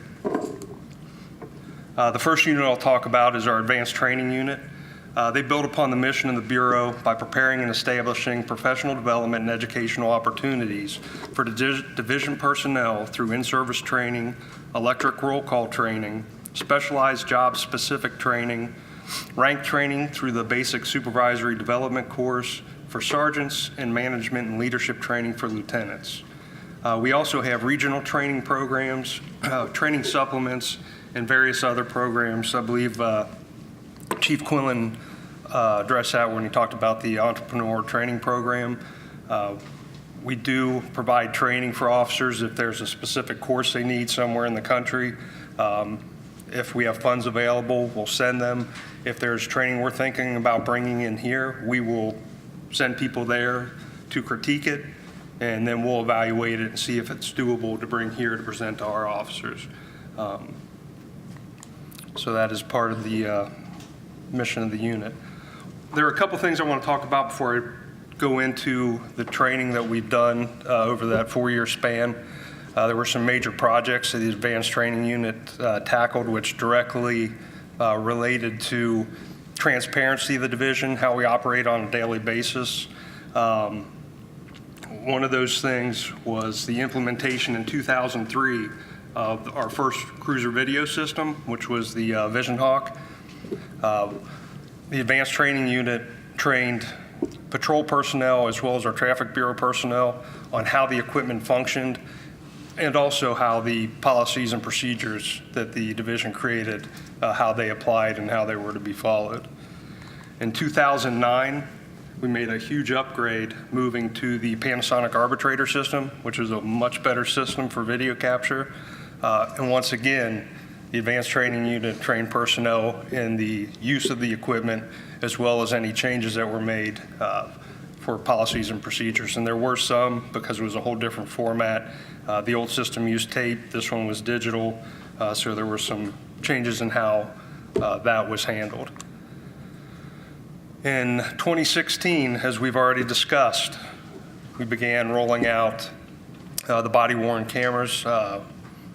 We had 2 officers that provided all the training to patrol and to the traffic bureaus. And we did that so that all the training was uniform. Nobody was told something differently than another group. Everybody was on the same page on how this equipment worked, when you were to use it, and what the expectations were. Also, all of our policies and procedures regarding the body-worn cameras, it was the same message to every person that was going to receive one. And the last thing I want to talk about is we have implemented our electronic roll call through Adobe Connect. This software program gives us the ability to track not only if an officer completed the training, but how much time they spent on a particular slide. So if there was video embedded in a slide and it was a 5-minute video and they spent 2 minutes on it, we knew what they were doing. And if it came back that they said, oh, I completed it and for some reason it's showing I didn't, we can look at it and say, no, you only spent 2 minutes on this slide. So we have accountability in the training as well. So whatever training we push out, we're able to monitor when it's done and if it's done to the extent that it was supposed to be done.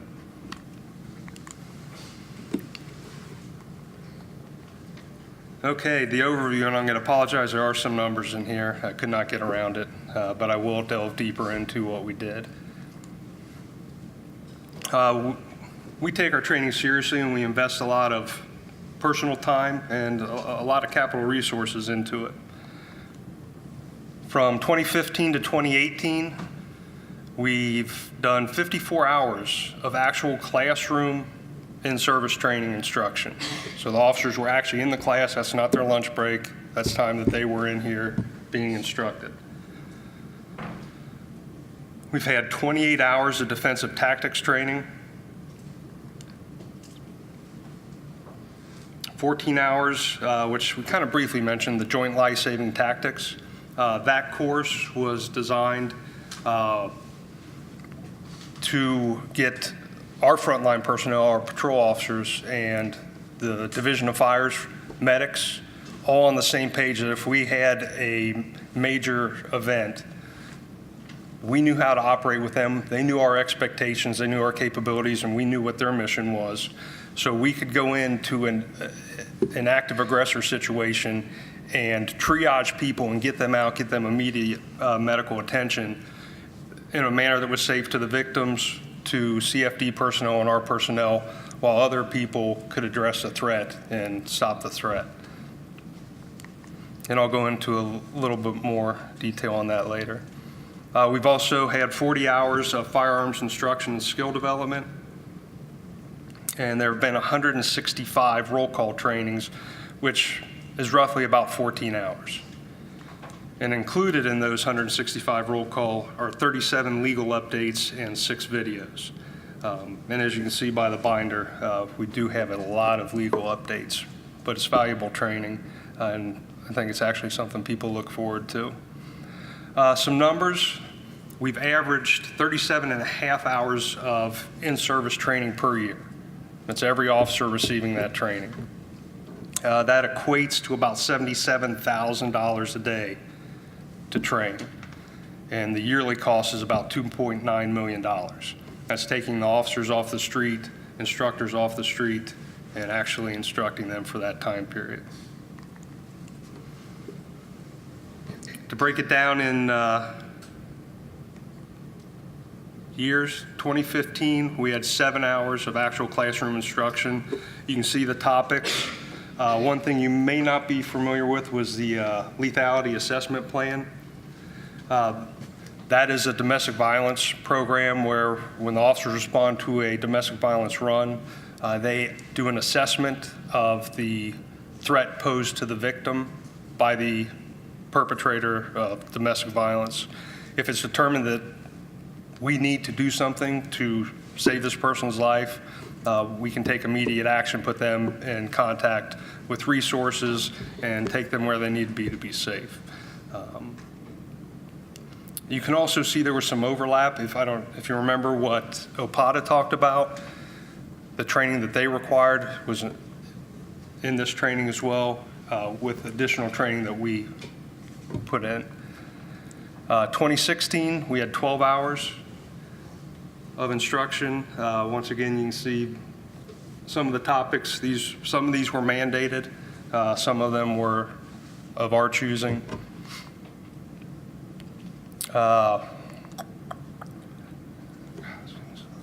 2017, we had 21 hours of in-service training. And the practical application of force, as I said, that was the first block of the Joint Life-Saving Tactics, and that first block was actually with the CFD medics. So we trained hand in hand with them. And this year, we're conducting 14 hours of in-service training. And I'll break these down so you can actually see what some of these topics, what we did, give you a little better understanding. Procedural justice, you saw that as one of the topics that we've covered. The students in our procedural justice class, they gained an understanding that citizens' perception of the fairness of the process and treatment are key components of procedurally just policing.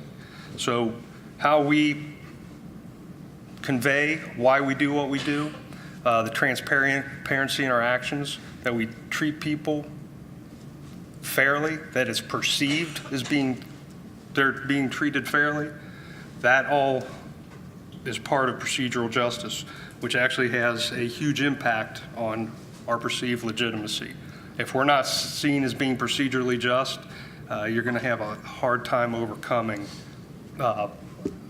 a lack of perceived legitimacy.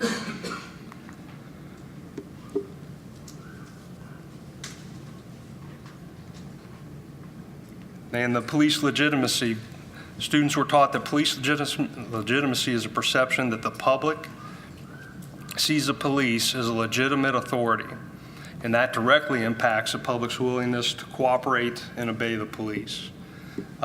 When we talk about relationships with the community, that cooperation, it's a job we can't do on our own. We can't. We've got to have cooperation with the public. And with the people we serve, they're really the eyes and ears. They tell us what's going on. But if we're not perceived by them to be a legitimate authority, why are they going to cooperate with us? So this is a message that we drive home, that it's through procedural justice, through being fair, transparent, giving somebody a voice, that we are able to establish within the community our legitimacy. And without that, we can't do our jobs. We talked about wellness, officer wellness. In this class, we trained officers to recognize negative health threats of chronic stress on the human body. We also discussed strategies to counter the chronic stress related systematic inflation and inflammation and negative health effects. So from the officer perspective, we gave them strategies to cope with the stress. Recruit training covers this as well. This is an ongoing course for incumbent officers. we also talk about, I know Councilwoman Lasada, you were talking about, is it bystander? Where the secondary trauma. This is all part of the class. We're gaining an understanding of people that have gone through a traumatic event that, you may not have been the direct victim, but you witnessed it. Those feelings and that trauma that they are going through, it's something that we need to acknowledge in how we deal with them, how we talk to them. This is all stuff that's been covered in our in-service programs because it's important. Law enforcement ethics and implicit bias.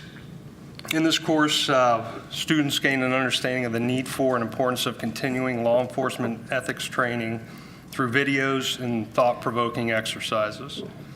Implicit bias was defined as attitudes or stereotypes that affect understanding, actions, and decisions in an unconscious manner. The training stressed the importance of understanding the existence of implicit bias to enable self-control over our behavior.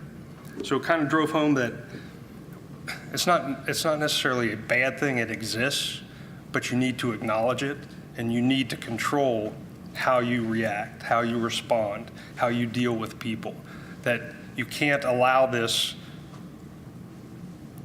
to affect how I speak to you, how I deliver my service to you, that you deserve the same amount of respect as any other person that I'm going to deal with. And it's through that acknowledgement that, hey, this is real, we all have it, but you can control it if you're aware of it. That was the focus of the training. Blue Courage was mandated by the state. In our incorporation of this training, students are introduced to the philosophy of personal and organizational transformation through the engagement of heart, mind, body, and spirit. The training demonstrated how to effectively combat challenges faced by law enforcement through the development of a culture of learning, critical thinking, open-mindedness, respect, and intellectual curiosity.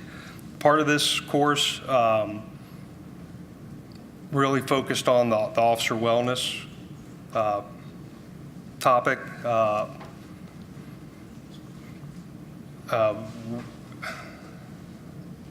When we taught the course, we broke it into 4 different modules. It was a little different than the company, Blue Courage, how they present it.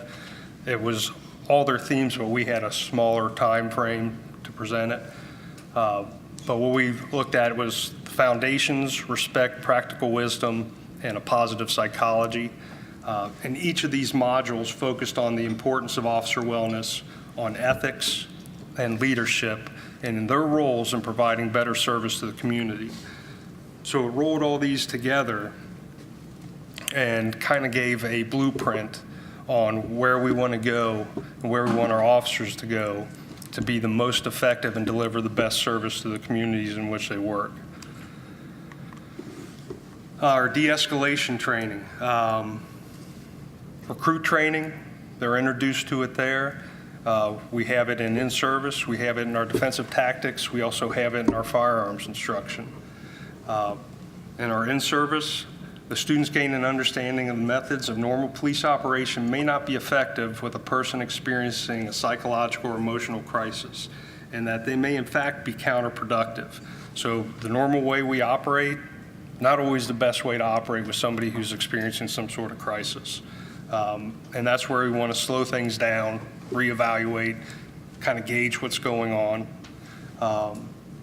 We gave them some skills. They were able to practice. And what we did is gave them the skills of active listening, emotional labeling, paraphrasing, mirroring and reflecting, asking open-ended questions, and using minimal encouragers. And they watched videos where this was done, and they also broke up into small groups, and we were able to use these to in a safe environment where it wasn't high stress.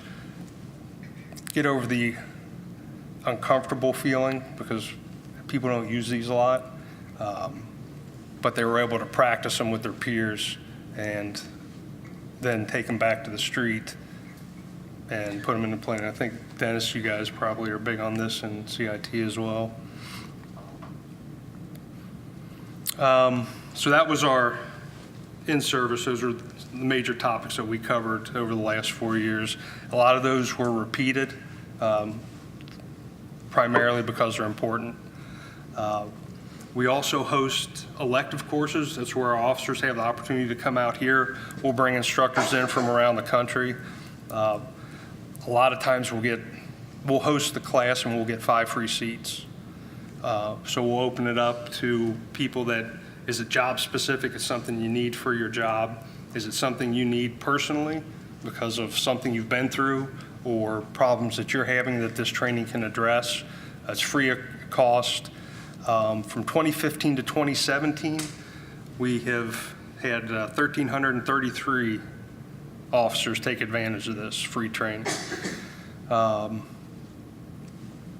that's a great opportunity. Some of the things you can see that we've done over the last 3 years, obviously it's ongoing this year. I didn't have that compiled yet. We have a really good working relationship with the Public Agency Training Council. If you look through the years, we've had 21, 94, and 24 of their courses out here respectively each year. We also bring other trainers in. A lot of it will be timely. If there's something major going on around the country, we've kind of talked about when Lieutenant Sansbury talked about changes in OPATA in the hours. If there's something big that's happening, we'll look for training that can address it and bring it in. And it's nice that we have this facility because we have the flexibility to do that. We also have our leadership training. I briefly mentioned that. We have our basic supervisory development course, and that's where newly promoted or soon to be promoted officers to the rank of sergeant, that's where they come in for a 2-week course. They cover leadership. They also get basic skills in how to write an investigative letter, what the expectations are. We have that for the ranks of lieutenant. And I believe commanders still go to them all too, which is our management and leadership training. And we offer the opportunity every year for our division supervisors to go to outside training, the FBI National Academy, CLE, PELC, Northwestern School of Police, Staff and Command. So we do take training seriously. We do invest time, we do invest personnel into it. Our Defensive Tactics Unit, the mission for the Defensive Tactics Unit is to provide sworn personnel with the skills necessary to effectively serve the public in a manner consistent with the tenets of constitutional policing. These skills include de-escalation techniques, subject control techniques, life-saving tactics, critical incident survival, stopping tactics, and use of force continuum policy training. All trained techniques and tactics are developed and instructed in a manner that ensures sworn personnel's decisions are ethically, legally, and medically sound. And every year we have a minimum of 7 hours. That's actual classroom instruction. Some of the topics that are covered, I'll just scroll through these.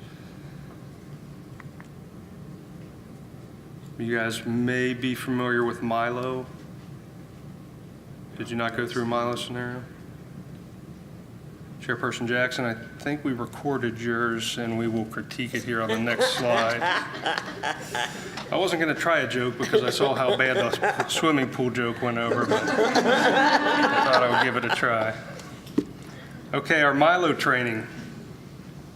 That's an interactive video training. Probably some of the best training we have as far as de-escalation. We spoke to it before that all of our training, if you follow our procedures, our policies, how you were trained, Everything we do is a winnable scenario. It's in Milo, it's in straight scenario training. Milo, you interact, and the expectation is that you respond appropriately, legally, and how you're trained to what you see and how that person responds. And we have the ability to branch off depending on what you do. We can make that person do one of any number of things. So if you're doing things right, we'll feed it so that they're going to react, they're going to respond, they're going to do what you're asking them to do. Afterwards, everything's critiqued. So if we see a weakness, we're going to critique and say, hey, this may have been a better option. Our transition drill's kind of a neat drill that we developed. It reinforces the whole perceive what you're doing, and I respond appropriately. As that changes, I change. I either go up in my response or down in my response. It gives me time to de-escalate if that's an option at the time, but it allows officers to freely move up and down the use of force continuum based on what they're getting from that person. So we'll have an instructor that will ball up a fist. I step back, I get out my baton, step back. They pull out a knife. Depending on all the other circumstances, if I have another person there, it could be a taser is my response. If I'm by myself, it's probably a firearm, gain distance, and try to calm them down. But it's a flow back and forth where the officers see, react, respond. And we do that every year. We do that in the mat room. We also do it in our scenario training. If I can get this to work, I've had some problems with this. This was a scenario that we're running actually in this phase. Did it come up? All right. Where'd it go? Maybe not.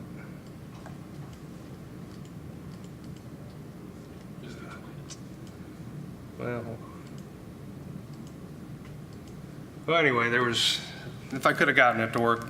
Our scenario training they're winnable scenarios that we set up. Most of them are based on real life events. So we know how things played out, and it feeds into whatever the training is that we're doing. In this particular instance, it was an active, three officers were responding on a gun run, shots fired. And they get to the scene, they hear the shots fired, they see the individual run.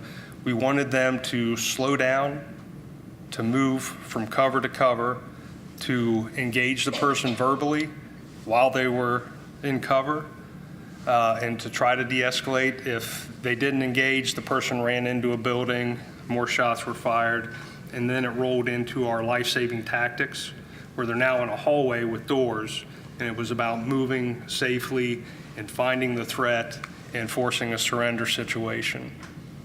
So just because it's an armed situation doesn't mean they're going to go in shooting. That was not what we were looking for, and for the most part, that's not what we're getting. They're falling right back to the training where we talked about, Lieutenant Sansbury talked about recruits coming back and saying, my training kicked in. That's what we want to see, and that's what we're training towards. Run them through these scenarios so that the previous training they've had, they're using it. And that's all of our scenarios are geared that way. And the life-saving tactics, which I spoke to you before, same thing, the scenario rolled into that. It was using the techniques to safely navigate through a building to find the aggressor, to force a surrender situation. And the biggest point of the joint life-saving techniques is the life-saving. It is bringing CFD personnel, because we didn't have that before. It was police response. Well, now we're going in and getting people out that may have normally died as they waited for the police to contain the scene. Well, now while we're still in the process of doing that, we're bringing CFD into an active scene. They're with officers to protect them and the victims, but we pull victims out and get immediate medical attention. So this training, heaven forbids it happens here, but if it does, we have a plan, we've already trained in it, we've trained our people in CFD, that we can get in, engage the threat, and simultaneously get people out who are in need of medical attention. And the last unit we'll talk about is our ordnance unit. That's our firearms unit. They conduct all division training on our firearms, from our primary duty weapon to shotguns, patrol rifle, in lieu of secondary weapons. That all runs through our ordnance unit. Fire. Phase 1 firearms is our primary duty weapon. We also cover division policy on firearms and mace, and you shoot the state mandated course. So the state mandates this one course of fire to maintain your certification, and you have to pass that course to maintain. Our Phase 2 firearms, it's a mace certification where you have to go out and use your mace in the manner where we're shown. We're using the proper tactics. You actually have to deploy the mace, which on a windy day, it's a long line of people and that mace is flying around. It's not a good time. And we also shoot our division shotgun course. That's another state mandated course, and to carry the shotgun, you have to pass this course. Phase 3 firearms is our off-duty in lieu of weapon course. So you don't necessarily have to carry our primary duty weapon off-duty because it's big and cumbersome. We have a list of approved weapons, but you have to train and pass this course to carry that off-duty. Also, we have a smaller version of these 40s that people can carry on duty. That's the in lieu of weapon, and you would fire that on this course as well. And in this course, it's also a low light course because the majority of people are qualifying with an off-duty weapon. Off-duty could be nighttime, so we throw that in there for familiarization. Phase 4 firearms, this is where it's called our decision course, but this is what incorporates in the assessing the threat and responding appropriately. Depending on what target faces, it could be somebody with a knife. We use de-escalation, use distance, barrier. All those things are available to you. So we're out on the range and they may have a table, a mailbox. You can move to cover and engage the target verbally. It's not just shooting. It's movement, it's de-escalation, it's using time, it's slowing things down. So we're incorporating all those other things into our firearms training as well. It's not just going out there and shooting paper targets.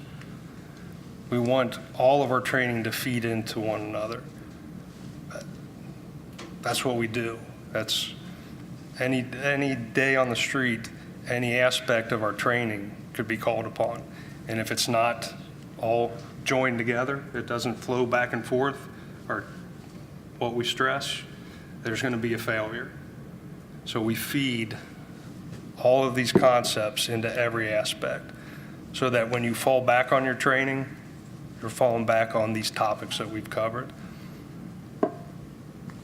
In our last phase, fires Phase 5, and that is our city course, and that's with your primary duty weapon. It's a lot of shooting.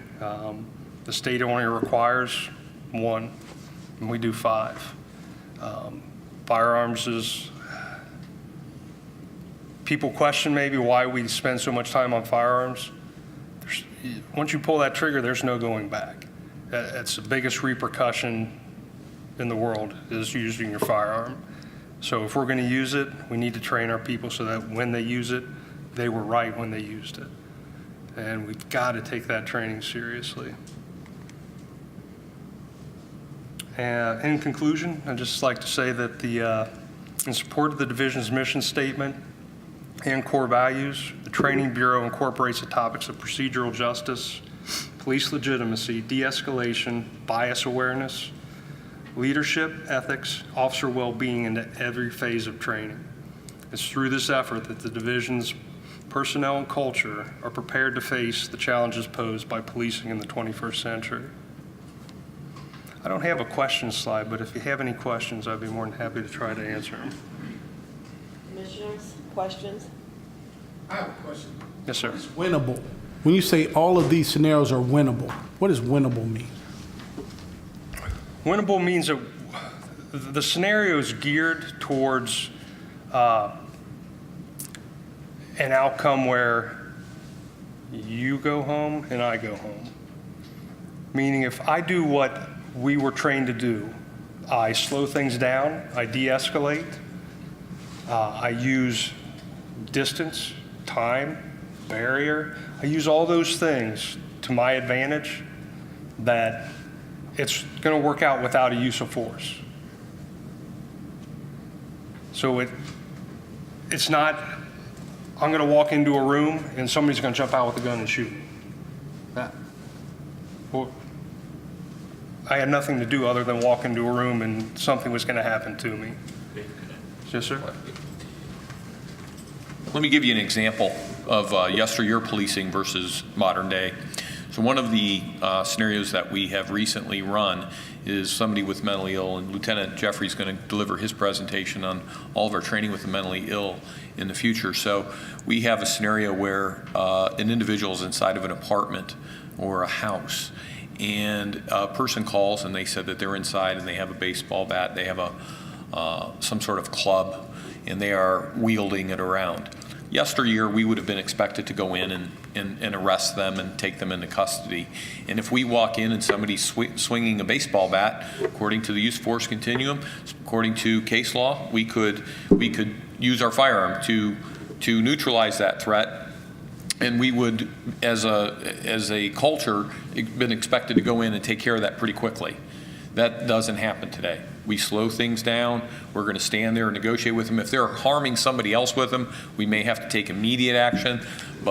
So the scenario is winnable. So if the officer in training would have immediately went in and tried to do that, that would have been a loss, essentially. The officer could have gotten hurt. We could have hurt the person that was in crisis. So as a specific example.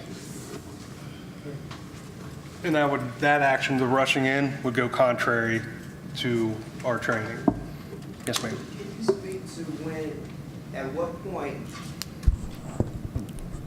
do we move from de-escalation to excessive force in this interaction?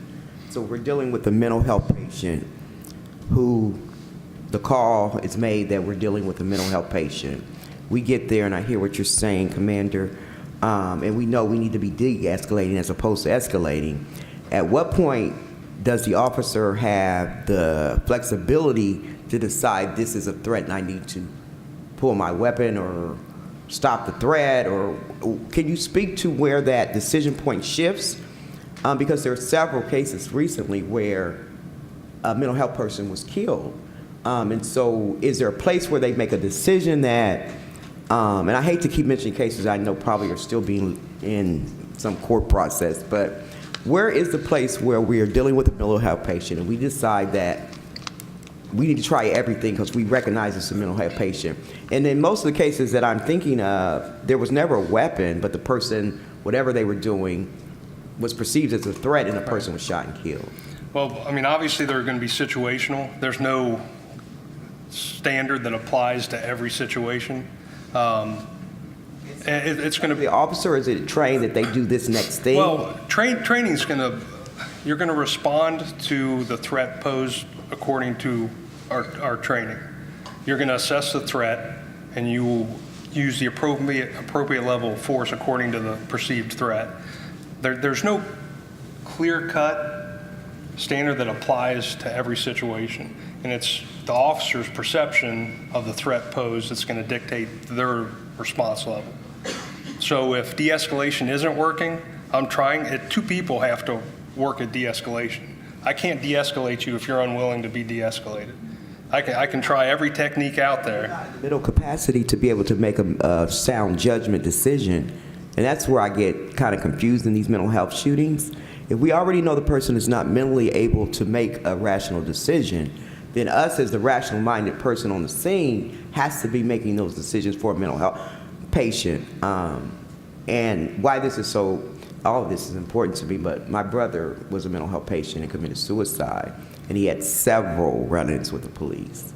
And because of, and he got to a place where officers knew him. They kind of got to that place, but I don't see where, it seems like to get away from shooting and killing our mentally ill, can there be added, or is this, again, a recommendation, Chairman Jackson, that we look at when escalation or excessive force is used in these mental health cases, because there's several cases right now that people have been killed. Well, one of them is clarification. You're using the terms de-escalation to excessive force, and it seems to me there's a step missing in there from de-escalation to force, not excessive force, as I understand how the process, would go.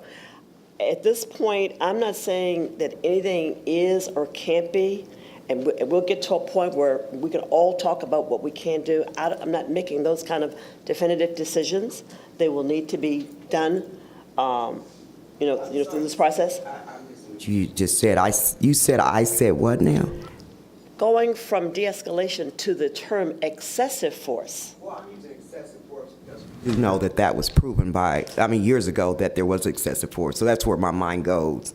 And so we know that was proven. But there are lots of days when it's force. It's not excessive force. Proven that there was excessive force used in certain neighborhoods. We'll talk about those later. Okay, because that's record. Okay. Lieutenant, you mentioned this briefly. I think this may bridge a gap here. You had the word continuum up there, and we've talked before about the force continuum. Can you briefly speak to that? Because I think that bridges the gap where force is used and how it's escalated. Right. The use force continuum spells out subject actions, officer responses. There's also other factors that can play into that. If there's multiple aggressors, multiple officers, the size, all those factors play into the response. But basically, the use of force continuum is depending on what the person I'm interacting with, what they're doing, what threat they pose, be it ranging from non-compliance.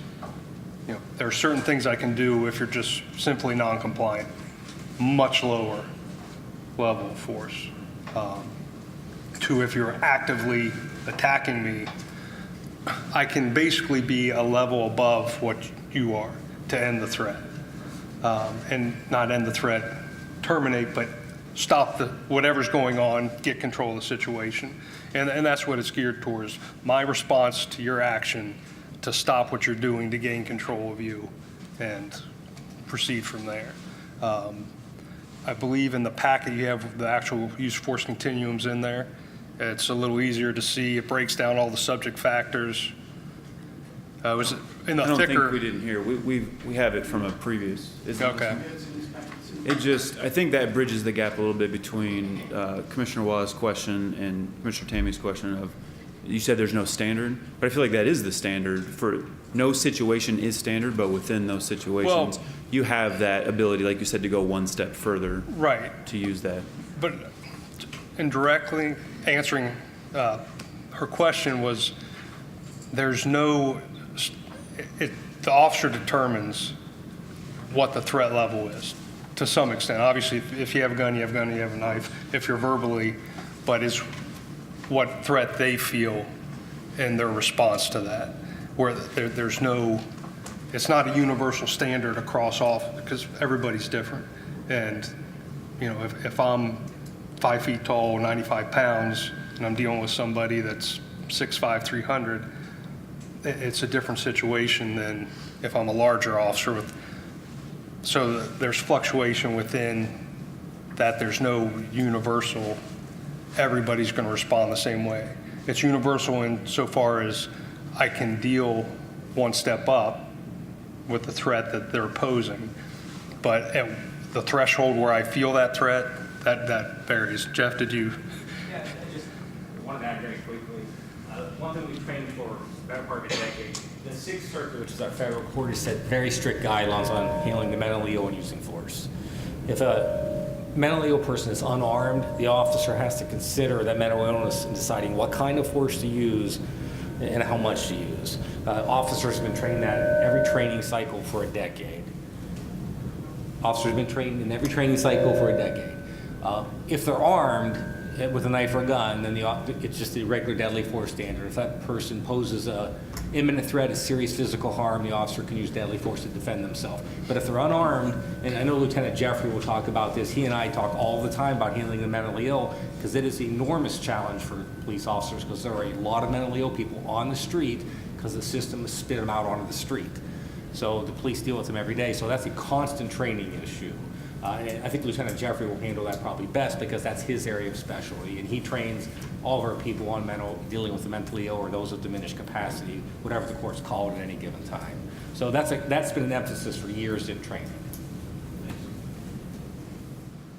And I think what I was trying to speak to is if you have somebody with a knife, one officer uses a taser, another officer in a similar circumstance uses a firearm. No, I understand what you're saying. Yeah. I was trying to, like I said, bridge a little bit of the gap between those. 'Cause I agree, it doesn't go from nothing to excessive force. There's a continuum in there. Correct. So just the standard that exists. There's an unreasonable force in between excessive and de-escalation. There's a level of reasonable force because if somebody is mentally ill, it won't comply. Eventually, some amount of force may have to be used, but there's a level of reasonable force on that continuum depending on how violent and resistive they are. So, No, I absolutely agree. I think as far as things we can look at, and Tammy, this is building off some of what you're saying, right? We can look at the continuum, we can look at the case studies. We have to build from there, but we do have something to build off of as far as recommendations as we move that forward. model's there. I mean, you know, how you tweak it's another issue, but that model's there and it's been there for a long time. Thank you. Being used and applied, and that's what we're here to discuss. And I don't understand why we keep getting over it's there. And the reason I thought for the forming of the commission, I know people are ready to go, is to discuss that we are not using the things that we're being trained on and they're not being implemented in our communities. And so again, we know of a recent case, I'm not going to mention the name, where it was a mental health patient. And we went from him calling him police for himself and saying he was a mental health to this young man is no longer with us. So that's where it's not being applied, and I hate to use that case because I know it's still in court, but there are other cases like the one at the hospital where how do we get to all the way to shooting a person if there's these other levels you keep saying exist and we didn't go to those levels? You're citing one case out of hundreds of thousands of interactions and saying it's not being applied. You're citing one case. The person at the hospital had a handgun. He was an armed assailant. That's not the case I'm referring to, sir. That's what I'm saying. You're referring to one case and saying it's not being applied. There's hundreds of thousands of interactions where it is applied. So just don't exaggerate. Okay, then. With that, I'm going to go ahead and leave this. You had mentioned something about it's the perception of the officer in terms of how they perceive the fear and then they respond accordingly. So in the training, is it anywhere addressed like irrational fears or, you know, those inaccurate perception of fears or like, I don't know, fake scenarios where it may not have turned out to what you would have expected it to be or something like that. And so it teaches, or I don't know, it trains officers how to respond in like different situations? Well, I think that goes back to what Lieutenant Sansbury was talking about with that high stress, making the appropriate decisions in that high stress situation. It would be very difficult to implement the training. I don't know exactly how you would do it, of what you're alluding to. I get what you're saying, Commander. You got. Yeah. Thank you. I know we're right up against 4 o'clock. Dr. Jones, yes, we do. It comes out in basic training and in the scenarios, and it would come out because they overreacted to a situation, or sometimes they underreact to a situation on both sides. So yes, that is addressed in the debrief of the scenario. So thank you. I'm going to address first of all, I want to say thank you for being with us today. Thank you all for extending your schedules. I can see that folks are packing up, and I understand that. The one thing around scheduling, I'm going to ask Denise just to send out kind of a one question questionnaire to the commissioners, and I wanted to go to everyone because we're missing a few. Are you willing to have a session on a Saturday morning? And then, if I get, depending on the results, we'll see if we can work that in. And as we look at going forward, we'll try to do morning, afternoon, late afternoon. And we also probably will need to take a look at meetings again before the end of the year. I'm going to be honest, I was trying to get away for a little R&R in December. I will take that off of my schedule, and we'll go back and look to see if we need to add some others.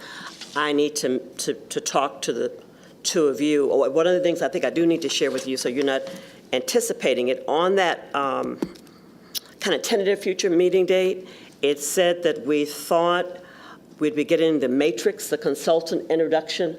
I was told that probably isn't going to happen. Again, I know what one of the things we're going to do is to continue the training part that we didn't do today. We're going to really look into the trauma piece. And if there's anything else around training, and again, not talking about the quality at this point, but as these particular topics that we think we haven't covered, could you please shoot Elon an email immediately so we could maybe work it into that meeting, and then we'll be ready for the training committee to start working, because we asked before the topics be covered before you start meeting. Anything else that we must attend to today?